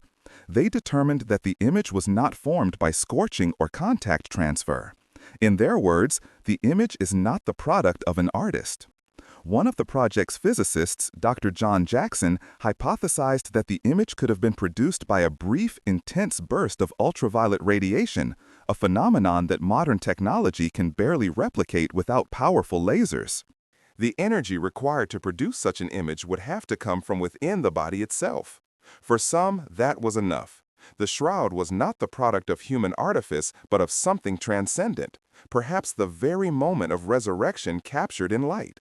For others, that explanation strayed into the realm of faith rather than science, and faith, as ever, resists proof. The shroud has endured fire, water, and centuries of devotion. In 1532, it was nearly destroyed in the chapel blaze. Molten silver from its reliquary dripped onto the folded cloth, leaving symmetrical burn marks that framed the figure like wounds of time. In 1578, it was moved to Turin, where it has remained ever since, displayed only rarely to the public under controlled conditions. Each time it is unveiled, crowds gather in silent awe, as though beholding the fragile boundary between the divine and the material world. The mystery of its creation remains. Some propose chemical or vaporographic processes, where bodily gases react with the cloth, forming an image. Others suggest early photography, a technique unknown by centuries. A few French theories even posit that the shroud bears not the face of Christ, but of some unknown man crucified during the Roman era, whose image was accidentally preserved by an as yet unknown natural phenomenon. Yet no experiment has ever succeeded in reproducing the shroud's exact qualities. Its negative image, its three-dimensional topography, its superficiality confined to the outermost fibrils of the cloth. It behaves less like paint or stain and more like a projection, an imprint of light itself. Scientists who have studied it speak in careful tones, balancing data against the enormity of implication. Believers speak in reverence, skeptics speak in caution. But all agree, the Shroud of Turin is unlike anything else on earth. Its mystery is not only in its image, but in its endurance. How, despite every test and every challenge, it continues to defy total understanding. Some see in its faint face a mirror of humanity's own search for meaning, a longing to touch the ineffable, to prove what cannot be proven. The man on the cloth gazes back, eyes closed yet alive with some deeper presence. His expression neither of agony nor peace, but of profound stillness, as though caught in the threshold between death and something beyond. Whether one sees a forgery or a miracle, the shroud forces a reckoning with mystery itself. Perhaps that is its true purpose, not to prove or disprove faith, but to remind us that not all things can be reduced to certainty. As centuries pass and science evolves, the linen still whispers its quiet defiance.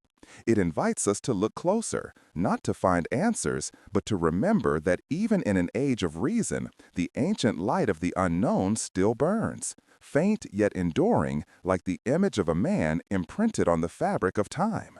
The Kingoody hammer, evidence of industrial tools before humans? In a quiet corner of the Scottish village of Kingoody, near Dundee, an object was found that should never have existed.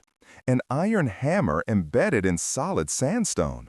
Its handle partially fossilized, its head rusted but unmistakably forged by intelligent hands. The discovery, attributed to 19th-century geologist David Brewster, seemed almost trivial at first glance. A simple hammer, the sort that any craftsman might have wielded. But the surrounding rock told a far stranger story.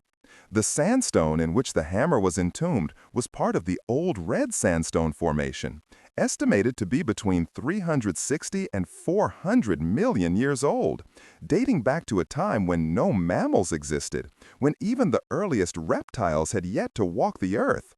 How then could a manufactured iron tool have been trapped within it?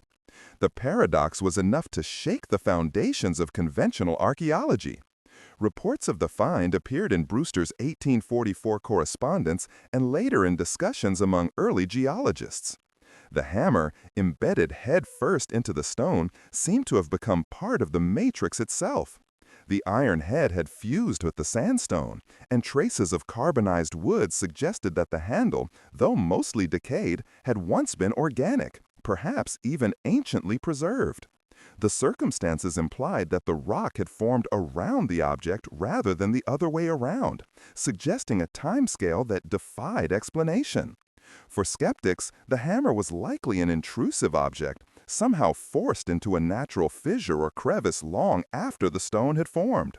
Yet even that seemed improbable, for the fusion between metal and stone appeared seamless, as if the two had aged together over unfathomable epochs. The King Goody hammer soon entered the lore of impossible artifacts, objects whose existence contradicted the accepted story of human development.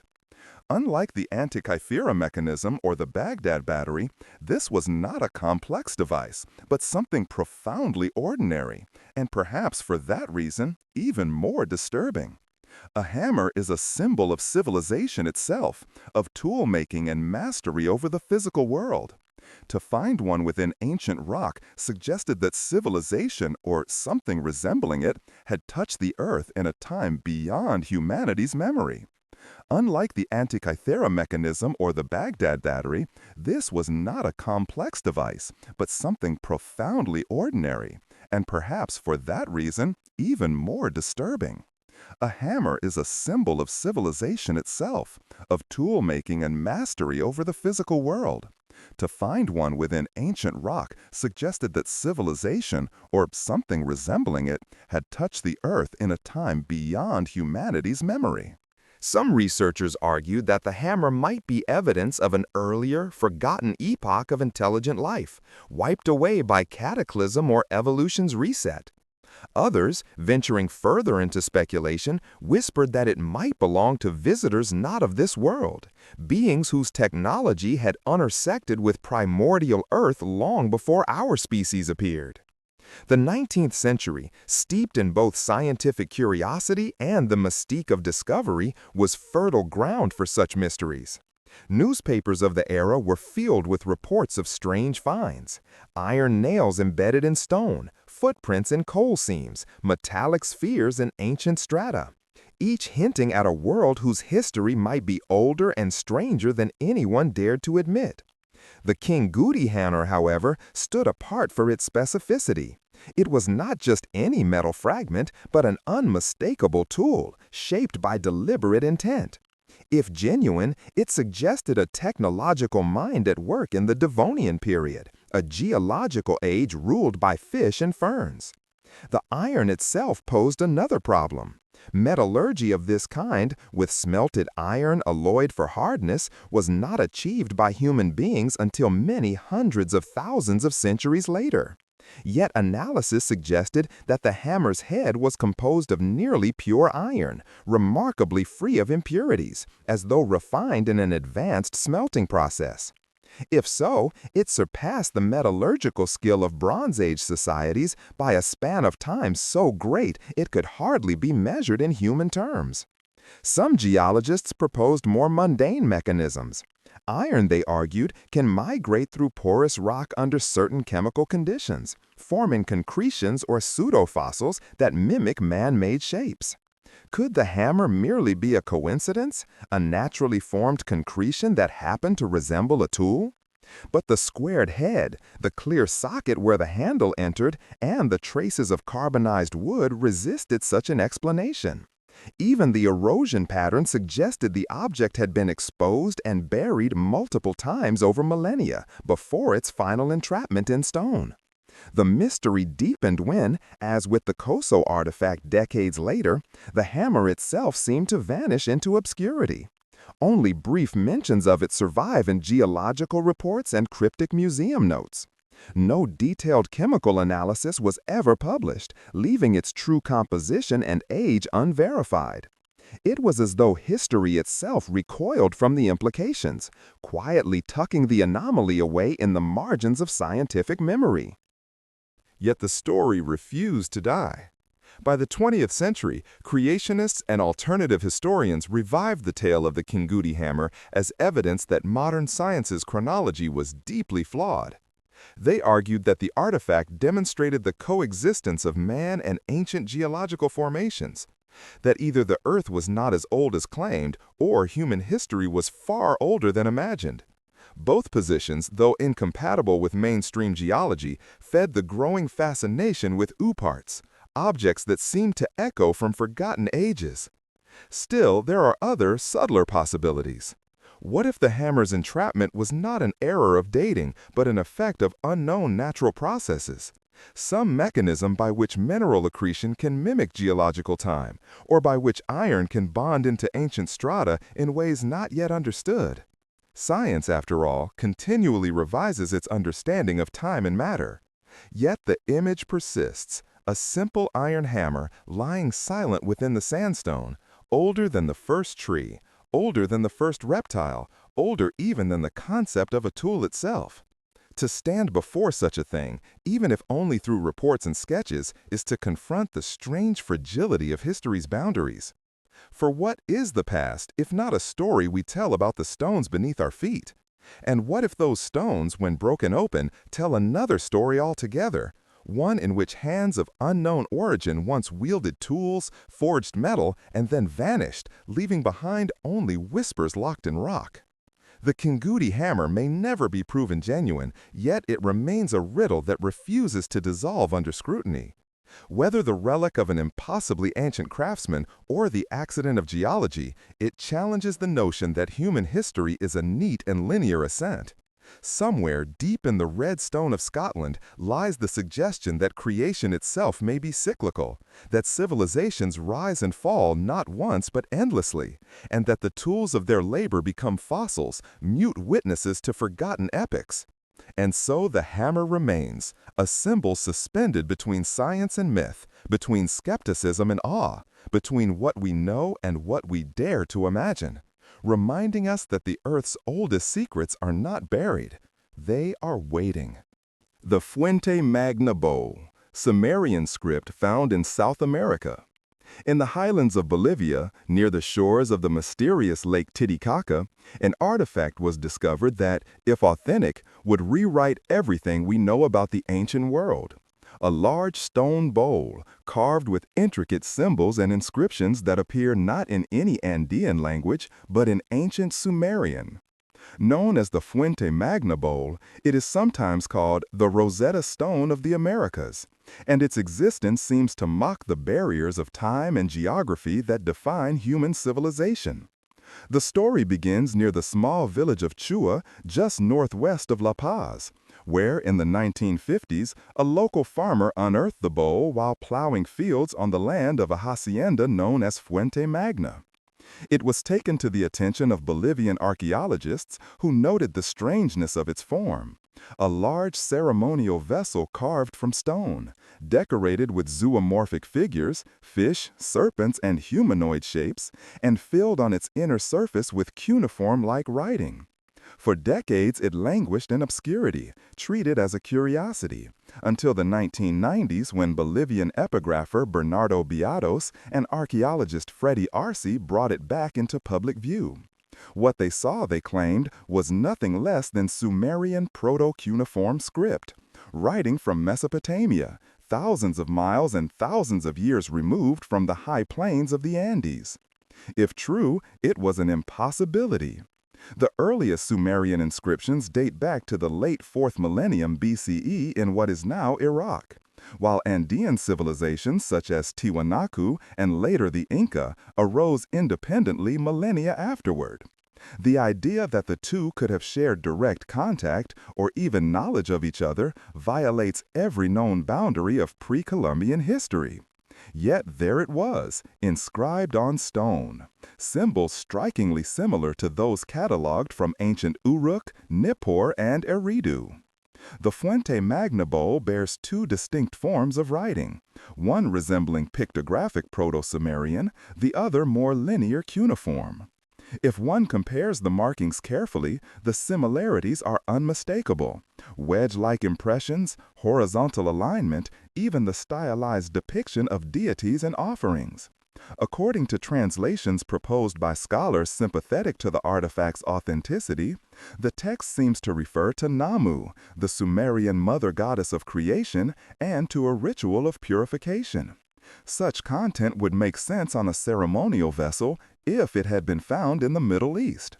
But on the Altiplano of South America, it becomes a historical riddle. How could a Sumerian script have appeared in Bolivia thousands of years before any known transoceanic voyage? The most conventional explanation is simple. The Fuente Magna bowl is a hoax, carved by a local artisan in modern times, perhaps as a tourist curiosity. Its provenance, after all, is uncertain. It was not excavated under scientific supervision.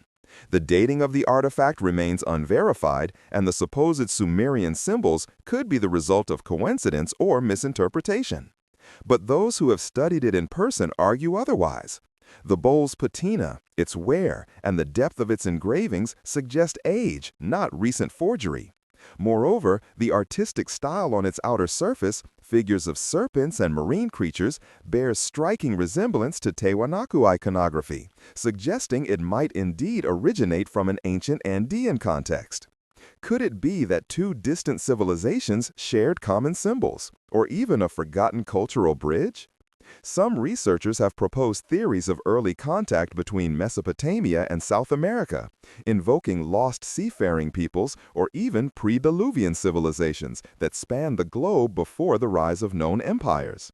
The idea may sound fantastical, but Lake Titicaca itself seems to harbor enigmas. Submerged ruins, sunken temples, and legends of a great flood that mirror stories from Mesopotamia's own Epic of Gilgamesh. The indigenous Aymara and Quechua peoples tell of Viracocha, the bearded creator god who came from across the sea, bringing knowledge and civilization before vanishing into the Pacific. To some, this echoes the archetype of Enki, the Sumerian god of wisdom and the sea. Coincidence, perhaps, but one that fuels speculation that these mythologies might share a common root in humanity's deep, forgotten past. The Fuente Magna bowl may be the most tantalizing physical link in that chain. Its inscriptions frozen in stone, like an echo from a time before recorded history. If one entertains the possibility of contact, the implications are staggering.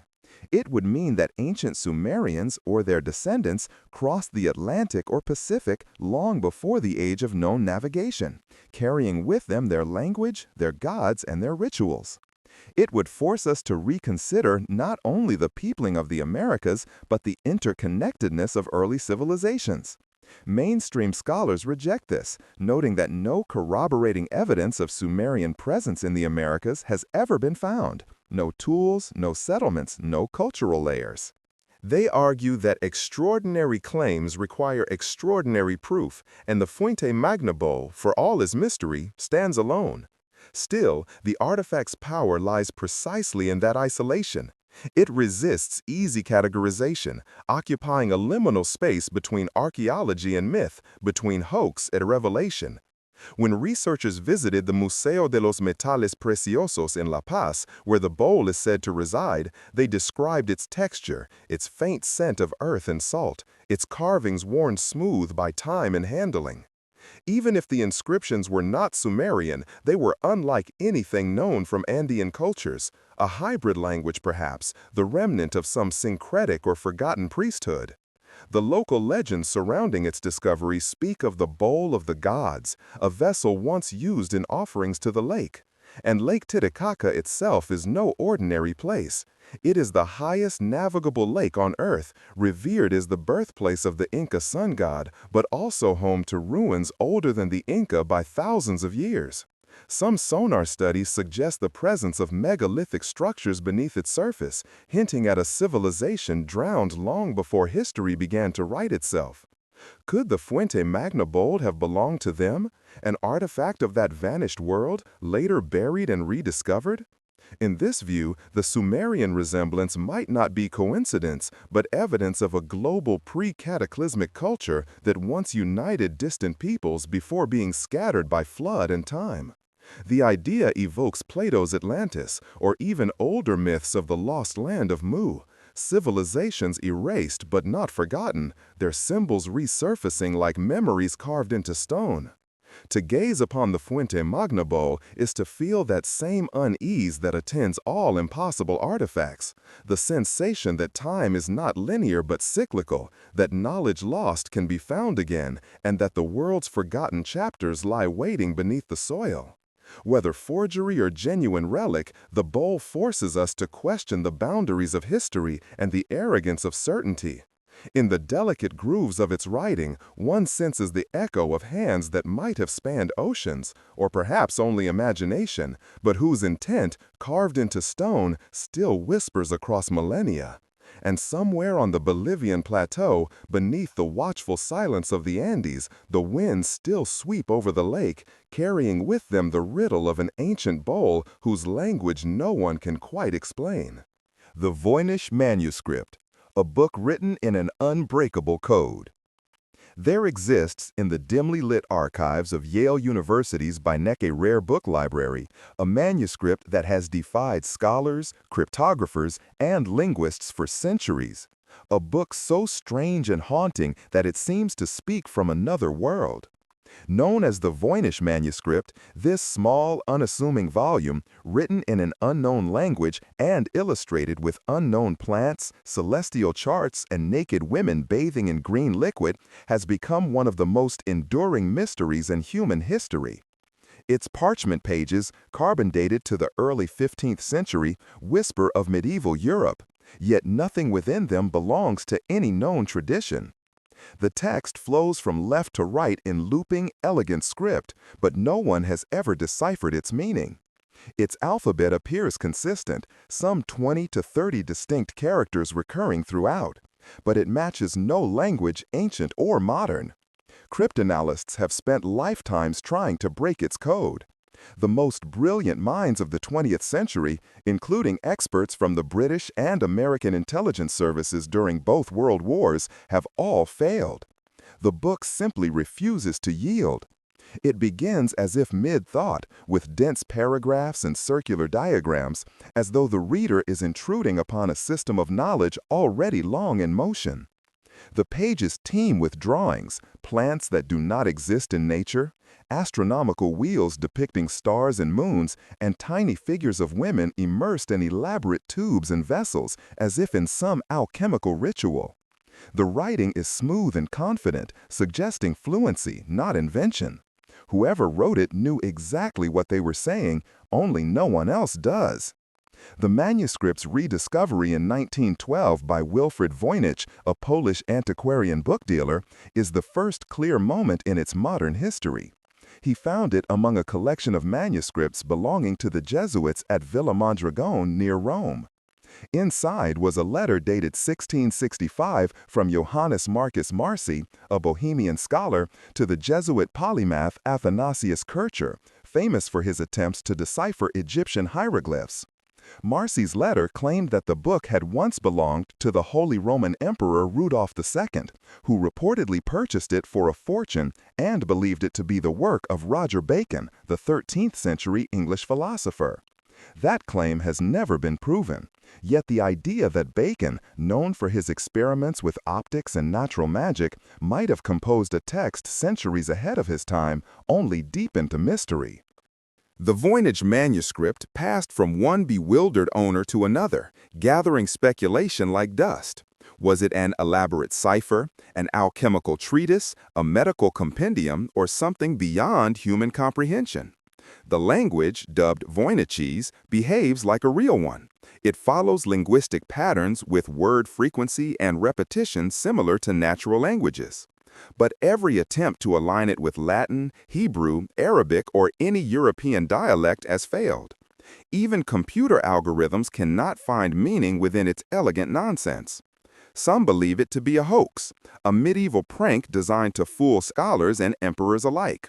But such a hoax would require a mind of extraordinary consistency. Across more than 200 pages, the handwriting never falters, the grammar remains systematic, and the illustrations correspond to the text in ways that imply intent, not improvisation. A forger of the 15th century would have needed not only to invent a language, but to write it flawlessly over years, for no apparent gain. Others argue that the manuscript is written in a lost or constructed language, perhaps an extinct dialect or even a cryptographic shorthand meant only for its author. Still more radical theories suggest that it records an alien tongue or the language of a forgotten civilization. Yet the most unsettling possibility is also the simplest, that the Voynich manuscript is genuine knowledge, but knowledge encoded in a form we no longer possess the key to understand. The illustrations seem to reinforce this sense of lost science. There are charts resembling astrological calendars, plants whose roots morph into human limbs, and diagrams suggesting the flow of fluids through the body as if depicting an early study of anatomy or medicine. Some scholars note that the imagery aligns with medieval herbals and alchemical works, where plants, stars, and human physiology intertwine in the great cosmic web. Others see in it the echo of Kabbalistic or Gnostic traditions, knowledge concealed behind symbols to protect it from persecution. Perhaps the book was a manual of secret wisdom, meant for a small circle of initiates. But if so, its guardians have vanished, and their code has died with them. Modern cryptography has thrown everything at the manuscript: frequency analysis, statistical modeling, pattern recognition, artificial intelligence. Some programs have suggested fragments of meaningful words in Romance languages, while others claim it may encode Hebrew or Nahuatl. Yet none of these results withstand scrutiny. Each breakthrough fades into confusion. The Voynich seems alive in its resistance, adapting to every attempt to comprehend it. It has become a mirror reflecting the obsessions of each generation. For the Victorians, it was alchemy. For the early 20th century, it was a cipher. For the 21st, it is a data pattern defying artificial intelligence. And through it all, the manuscript remains unchanged, silent, watchful, and indifferent. Even the ink reveals little. Tests show it was made from ordinary gall ink, used widely in the medieval world. The parchment's age aligns with early Renaissance Europe, but the pigment's hues suggest an origin not bound to any one school or region. The artist might have traveled, or belonged to a hidden monastic order, or been a lone savant lost to history. The mystery of the Voynich is not only in what it says, but in why it exists at all. To create a book like this would require immense effort, materials, time, and skill. For what purpose? It contains no visible religious doctrine, no royal lineage, no map or testament of conquest. Instead, it offers a universe unto itself, self-contained and untranslatable, like a dream. And yet, reading it, or rather gazing upon it, feels strangely intimate, as though the author were whispering to us from behind a veil of centuries, knowing we would never reply. Some researchers have proposed psychological explanations. Perhaps the author suffered from glossolalia, or an idiosyncratic mental state that compelled the invention of language. But such theories cannot account for the structure and precision of the text, which is too regular to be random. If madness it was, then it was a methodical one, a madness with grammar. Others suggest extraterrestrial origin, a message from another world encoded in the only medium the author understood. These theories, though speculative, arise from the same impulse that has haunted the manuscript since its discovery: the need to assign meaning to that which denies it. For over 600 years, the Voynich manuscript has remained a locked door in the house of human knowledge. Every key we forge breaks in the lock. Every theory we construct collapses under its own weight. Yet the fascination endures because the book feels alive, as though it were guarding something sacred or dangerous. It sits today under glass at Yale, its pages illuminated by sterile light, watched by scholars and visitors who leave with more questions than they arrived with. Some claim that when they look upon it, they feel a strange recognition, as though the symbols stir something buried in the collective memory of our species, an ancestral language forgotten before the dawn of history. Perhaps the book was never meant to be read, but to remind us of the limits of understanding, that not all knowledge can be tamed, not all mysteries are ours to solve. In that sense, the Voynich manuscript stands as a testament to the human spirit's restless hunger for meaning, and the universe's enduring refusal to give it freely. Its pages are a mirror of our own minds, beautiful, intricate, indecipherable. And as long as it remains unread, it will continue to whisper to us from the edge of reason, inviting us to listen not with the intellect, but with the imagination where language itself begins. The crystal skulls, ancient sculptures of impossible precision. Few artifacts inspire as much awe and unease as the crystal skulls, life-sized human crania carved from single blocks of quartz crystal discovered in scattered corners of the world, yet seemingly sharing the same impossible craftsmanship. They are luminous and cold, glowing faintly when caught by light, their features so precise that modern artisans have struggled to reproduce them. For centuries, they have been shrouded in legends of ancient civilizations, mystical powers, and forgotten technologies. Some say they are relics of the lost city of Atlantis. Others claim they are remnants of extraterrestrial contact, while skeptics dismiss them as 19th century fabrications. Yet regardless of origin, the crystal skulls stand as physical enigmas, objects that seem to defy both the capabilities and the timelines of human history.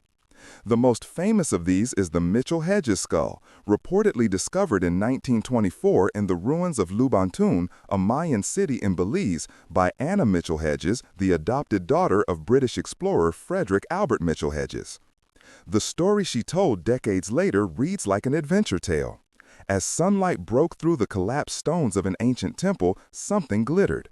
A perfect crystal skull, carved in the likeness of a human female, complete with detachable jaw and an uncanny lifelike expression. Unlike the rough jade or obsidian artifacts typical of Mesoamerican carving, this skull was transparent quartz, optically flawless, and carved against the natural axis of the crystal, a feat that even today requires specialized diamond-tipped tools. Laboratory tests at Hewlett-Packard in the 1970s found no evidence of metal tool marks, no microscopic scratches of modern machinery. Instead, the surface appeared polished by hand, grain by grain, perhaps over centuries. And yet, if true, how could any pre-Columbian culture have achieved such perfection? Quartz crystal ranks 7 on the Mohs hardness scale, nearly as hard as topaz and capable of scratching steel. Carving it with primitive tools of stone or copper would have been all but impossible. The Mitchell-Hedges skull is not alone. Others have surfaced in museums and private collections across Europe and the Americas. The Paris skull, housed in the Musée du Quai Branly, the British Museum skull, whose provenance traces back to Mexico in the 19th century, the Smithsonian skull, donated anonymously, and smaller variants found in Guatemala, Brazil, and even Tibet. Each shares an almost identical form, same proportions, same smooth surfaces, same eerie clarity. Were they all carved by the same hand or the same civilization, long lost to history? Or are they the products of European artisans, creating curiosities for the colonial antiquities trade that flourished in the 1800s? The answer, like the skulls themselves, remains opaque. Modern analysis has yielded contradictions. Some skulls, like the one in the British Museum, show faint traces of modern rotary tools, suggesting fabrication within the last 2 centuries. Yet others, including the Mitchell-Hedges specimen, continue to confound. Electron microscopy revealed no evidence of contemporary carving techniques. Optical tests suggested the maker understood the internal refractive properties of quartz, aligning the skull's features so that light entering the cranium would refract through the eyes and jaw, producing an almost supernatural glow. This is not the work of accident. Whoever created it possessed not only immense patience, but an understanding of optics that seems centuries ahead of its time. Indigenous legends add another layer of mystery. Among the Maya, crystal was considered sacred, the stone of life, capable of holding spiritual energy. Stories tell of 13 crystal skulls said to have been scattered across the world before a great cataclysm. When reunited, they would reveal the secrets of humanity's origins and the destiny of the earth. Such myths echo across cultures, from the Aztecs to the Hopi, each speaking of ancient knowledge locked in stone. Were these skulls symbolic relics of that myth, or physical embodiments of an idea older than any civilization? Archaeologists, ever cautious, point out the absence of crystal skulls in verified pre-Columbian excavations. No record of them exists in early colonial chronicles nor in indigenous codices. Most appeared suddenly in Europe between 1850 and 1900, sold by dealers such as Eugène Bobin, a French antiquarian who traded in Aztec artifacts. Bobin supplied both the British Museum and the Musée de l'Homme with their crystal skulls, claiming they came from Mexico. But suspicions lingered that he might have commissioned them from lapidary craftsmen in Europe, particularly in Idar Oberstein, Germany, where quartz carving was an established art. Even so, how these artisans, using 19th-century tools, could have created such precision without leaving any trace remains a puzzle. When laser scanning was performed, the skulls revealed microscopically even curvature, perfectly symmetrical contours, and polished surfaces free from tool chatter, a finish rivaling optical lenses. Were these objects modern creations, or the legacy of an ancient science rediscovered and lost again? The power of the crystal skulls extends beyond their craftsmanship. It lies in their ability to evoke wonder. To hold one, or even see it through glass, is to feel a presence, as though the stone itself remembers something older than humanity. Some researchers claim that quartz, being piezoelectric, can store energy and information. They suggest that the skulls might function as data repositories of a sort, vessels of consciousness or memory left by an earlier civilization. Such theories, hovering between mysticism and quantum speculation, have found adherents among New Age circles who see the skulls as conduits of healing, wisdom, and communication with higher realms. In 2008, when the Smithsonian Institution and British Museum collaborated on a detailed scientific study, they concluded that the skulls were likely products of modern craftsmanship. Yet their own findings could not fully explain the optical perfection of the Mitchell-Hedges piece, nor the recurring geometry across multiple specimens acquired from different continents. If all were forgeries, why do they display identical proportions, as if copied from a single archetype? And from where did that archetype originate? Some have proposed an Atlantean connection, the idea that a technologically advanced civilization once spanned the Earth before being destroyed, leaving behind only cryptic relics like the crystal skulls.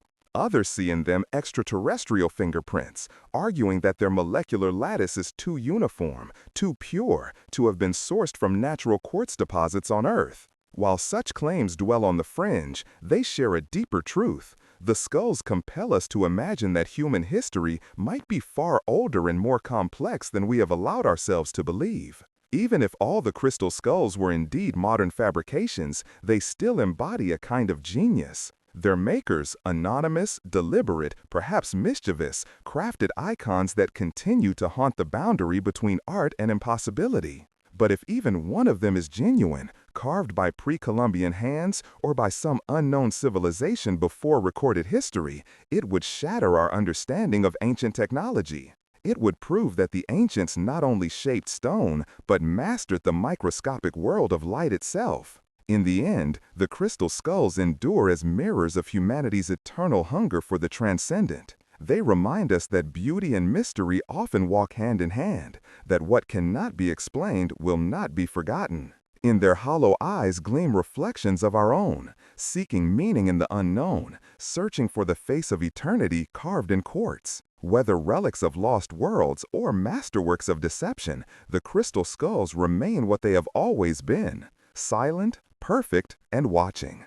Tiwanaku and Pumapunku, megalithic stones that shouldn't exist. High on the windswept Bolivian plateau, where the air thins and the light strikes the earth with an unearthly clarity, lies the ancient city of Tiwanaku and its enigmatic sister site, Pumapunku, a complex of colossal stones carved and arranged with a precision that seems to defy the very tools of their age. Set nearly 13,000 feet above sea level on the cold plains near Lake Titicaca, the ruins stand like the broken bones of a forgotten civilization. Their walls and platforms, some composed of blocks weighing hundreds of tons, bear the marks of a technology that should not have existed in pre-Columbian South America. Here, the stones are not merely cut, they are shaped into interlocking geometries, grooves, and right angles so exact that even a modern machinist would struggle to replicate them. Archaeologists, engineers, and mystics alike have stood before these megaliths and wondered how and by whom were they made. Tiwanaku is known to history as the center of a powerful empire that flourished between 500 and 1000 CE, long before the Inca rose to dominance. Yet even that dating may be conservative. Early explorers, including Arthur Poznanski in the early 20th century, argued that Tiwanaku's origins could reach back more than 12,000 years based on archaeoastronomical alignments with solstitial points that would only have occurred at the end of the last ice age. If he was correct, then the city's builders worked not in the Bronze Age, but in a deep prehistory when humans were still learning to farm. Mainstream scholars dismiss such claims, but the stones themselves remain mute and unyielding. The site's most famous structure, the Akapana Pyramid, once rose in 7 terraced levels, its massive blocks fitted together with a precision that leaves no room for mortar. The nearby Kalasaya Temple, with its monumental Gateway of the Sun, is carved from a single andesite slab weighing over 10 tons. Its surface etched with intricate iconography depicting the staff god, a recurring figure throughout Andean myth.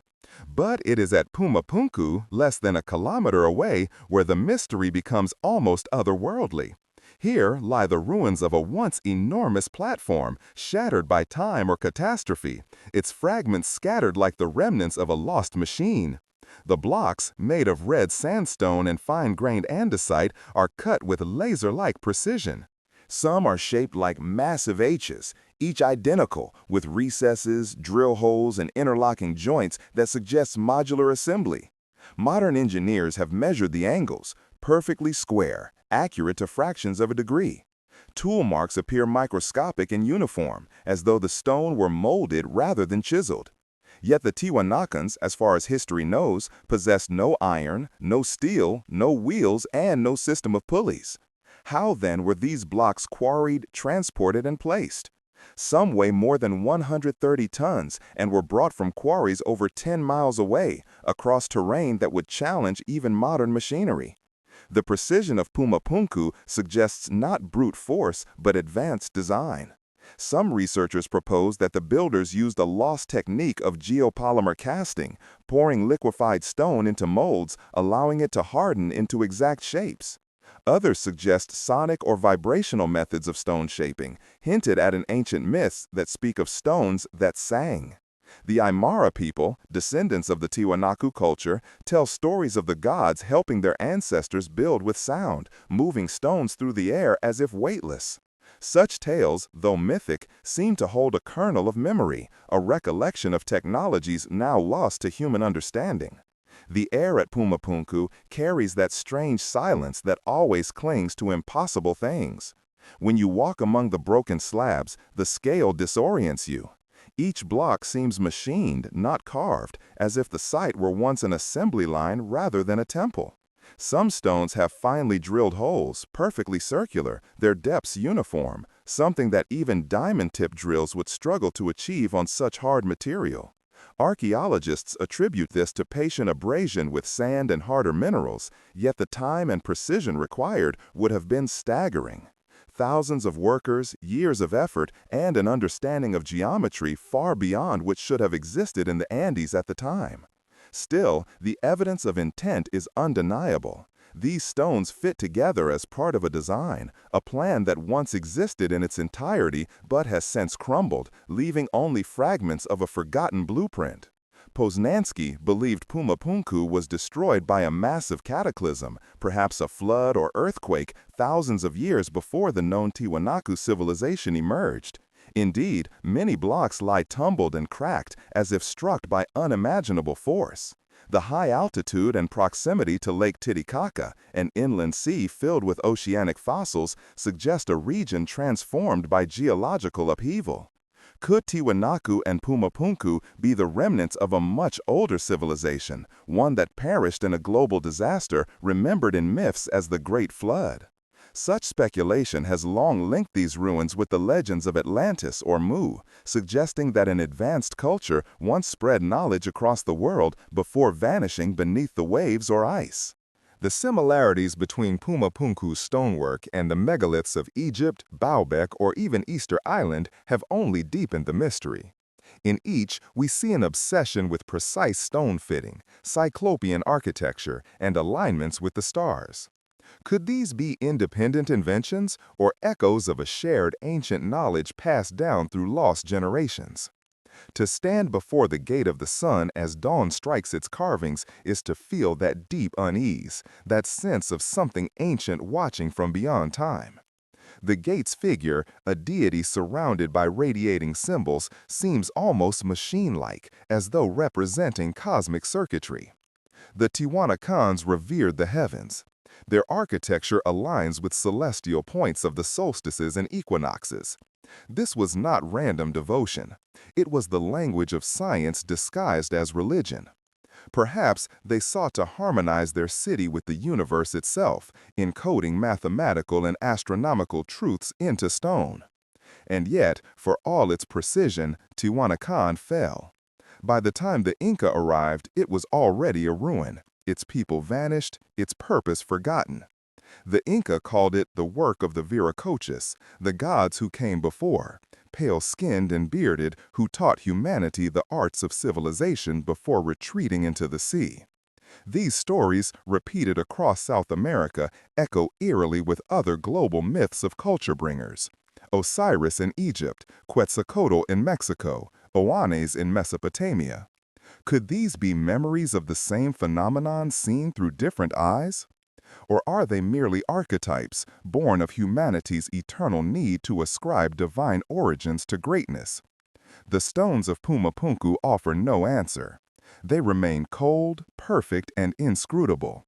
Modern technology can measure them, scan them, even recreate them in virtual models, but the hands that placed them are gone.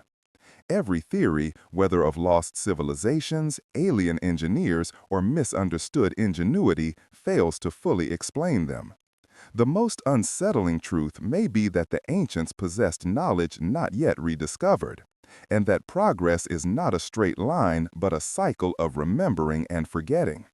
The wind that whips across the Altiplano seems to carry whispers of that forgotten age. It hums through the empty sockets of the stones, through the channels that once carried water or light or something else entirely. As dusk falls and the shadows lengthen, the broken geometry of Puma Punku glows faintly beneath the Andean sky. A ghost city built with the precision of gods and abandoned to the silence of time. No inscription tells us its name, no record its builder's fate. Only the stones remain, immense and inexplicable, challenging the arrogance of our timelines. For perhaps, in some distant age before history began, there were others who mastered the earth, who measured the heavens, who built in stone not as an act of survival but of remembrance. And their message, carved into these impossible blocks, may still be waiting, for eyes willing to see not what history allows, but what the stones themselves remember. The wind that whips across the Altiplano seems to carry whispers of that forgotten age. It hums through the empty sockets of the stones, through the channels that once carried water or light or something else entirely. As dusk falls and the shadows lengthen, the broken geometry of Puma Punku glows faintly beneath the Andean sky. A ghost city built with the precision of gods and abandoned to the silence of time. No inscription tells us its name, no record its builder's fate. Only the stones remain, immense and inexplicable, challenging the arrogance of our timelines. For perhaps, in some distant age before history began, there were others who mastered the earth, who measured the heavens, who built in stone not as an act of survival but of remembrance. And their message, carved into these impossible blocks, may still be waiting, for eyes willing to see not what history allows, but what the stones themselves remember. The Nebra Sky Disk, advanced astronomical knowledge from the Bronze Age. In the quiet fields near the small German town of Nebra, where the Saale River cuts through ancient hills and the soil holds the memory of millennia, two treasure hunters uncovered something that would rewrite the history of the sky. It was the year 1999 when their metal detectors sang over a patch of forested earth. They dug, expecting coins or weapons, but instead unearthed a corroded bronze disc inlaid with gold, an artifact unlike anything seen before. When cleaned and studied, it revealed a breathtaking vision. A circle of gold representing the sun, a crescent moon, and a cluster of 7 tiny dots unmistakably forming the Pleiades. Around them, faint arcs traced the horizon. This object, now known as the Nebra sky disk, dated to around 1600 BCE, making it the world's oldest known depiction of the cosmos, crafted nearly 3,600 years ago during the European Bronze Age.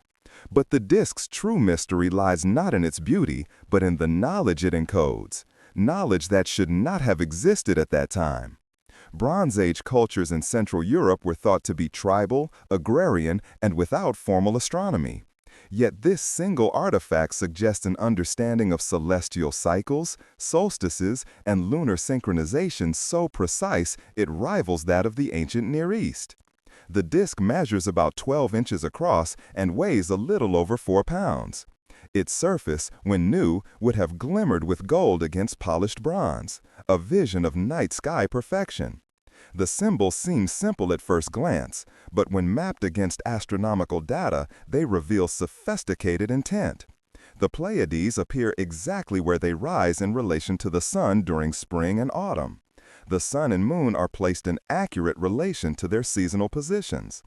Later additions to the disk, 2 golden arcs along the sides, represent the solstitial points, marking the sun's rising and setting at midsummer and midwinter on the horizon of Middleburg Hill, near where it was found.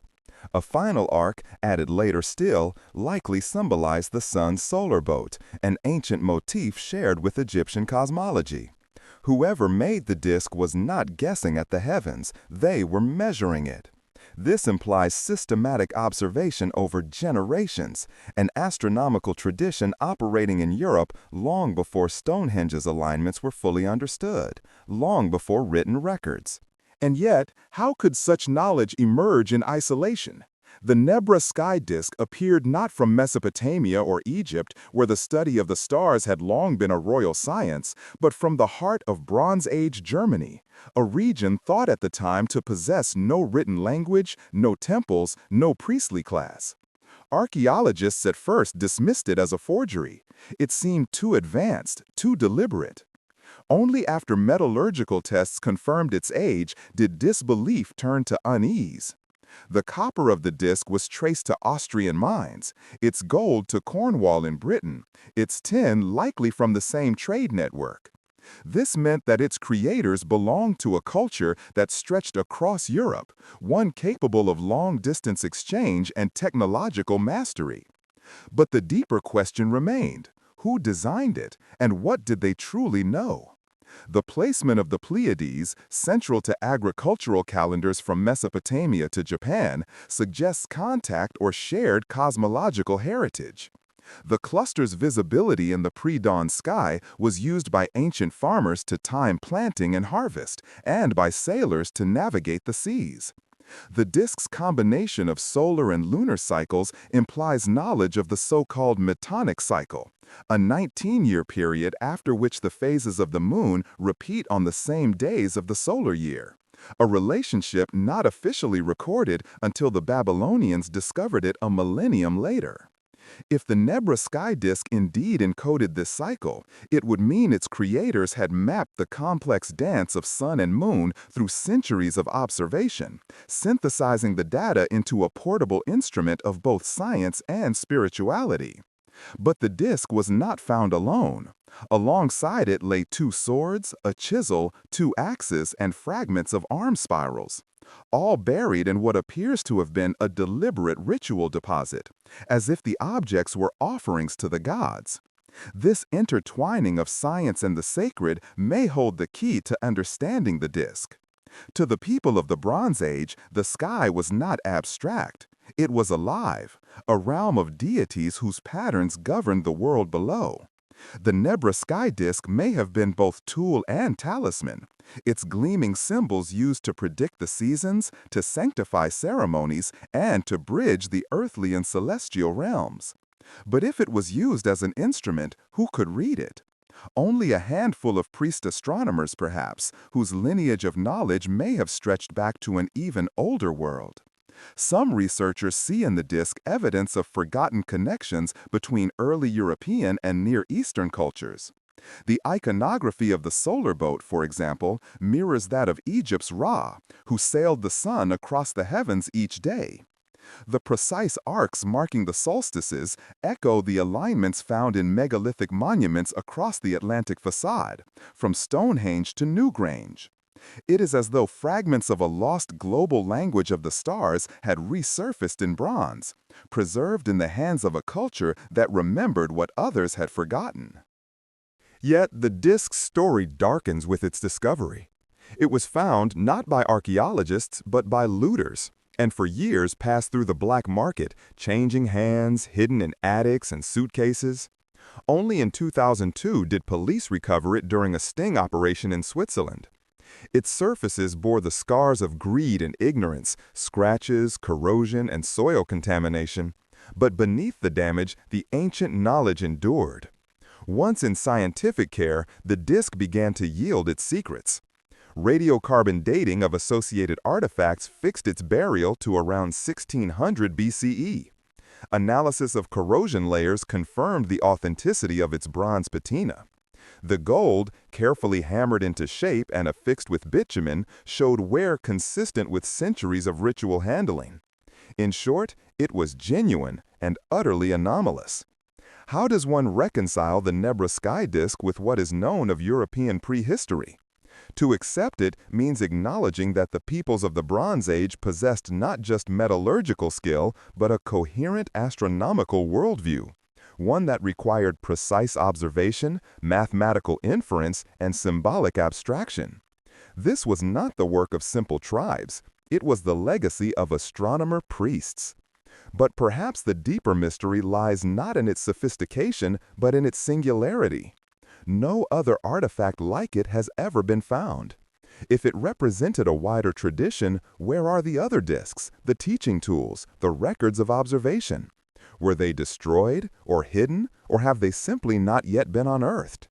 The disk stands alone, as if the knowledge it embodies was unique to one people, one place, and then lost, buried not just in soil, but in time itself.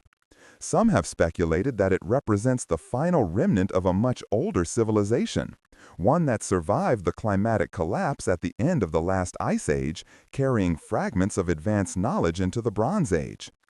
Others point to the striking similarity between its imagery and celestial diagrams from distant cultures, suggesting diffusion from a common ancient source. Mainstream scholars dismiss such theories as speculative, yet the unease remains. The Nebra sky disk fits neither within European archaeology nor outside it. It belongs to a narrative we have not yet written. When displayed under glass in the Holly State Museum, the disk glows softly in the dim light, its golden symbols floating like constellations in a dark sea. It radiates calm authority, as though it remembers the sky as it once was, clearer, untouched by modern light, when stars were gods and the horizon marked eternity. Standing before it, one feels the collapse of time. Its makers, long gone, looked upon the same heavens we do, yet with eyes unclouded by distraction. They measured the turning of the seasons, the breath of the sun, the dance of the Pleiades. They engraved their understanding into metal so it would endure, knowing it would be buried for 35 centuries, waiting to rise again into our uncertain age. The Nebra sky disk is more than a relic. It is a message from the dawn of reason. It reminds us that humanity's curiosity, the urge to map the unknown, to bind heaven and earth in symbol, is far older than history itself. Its silent geometry whispers that we have forgotten as much as we have learned, that perhaps civilization is not a ladder of progress, but a spiral, returning again and again to the same cosmic truths.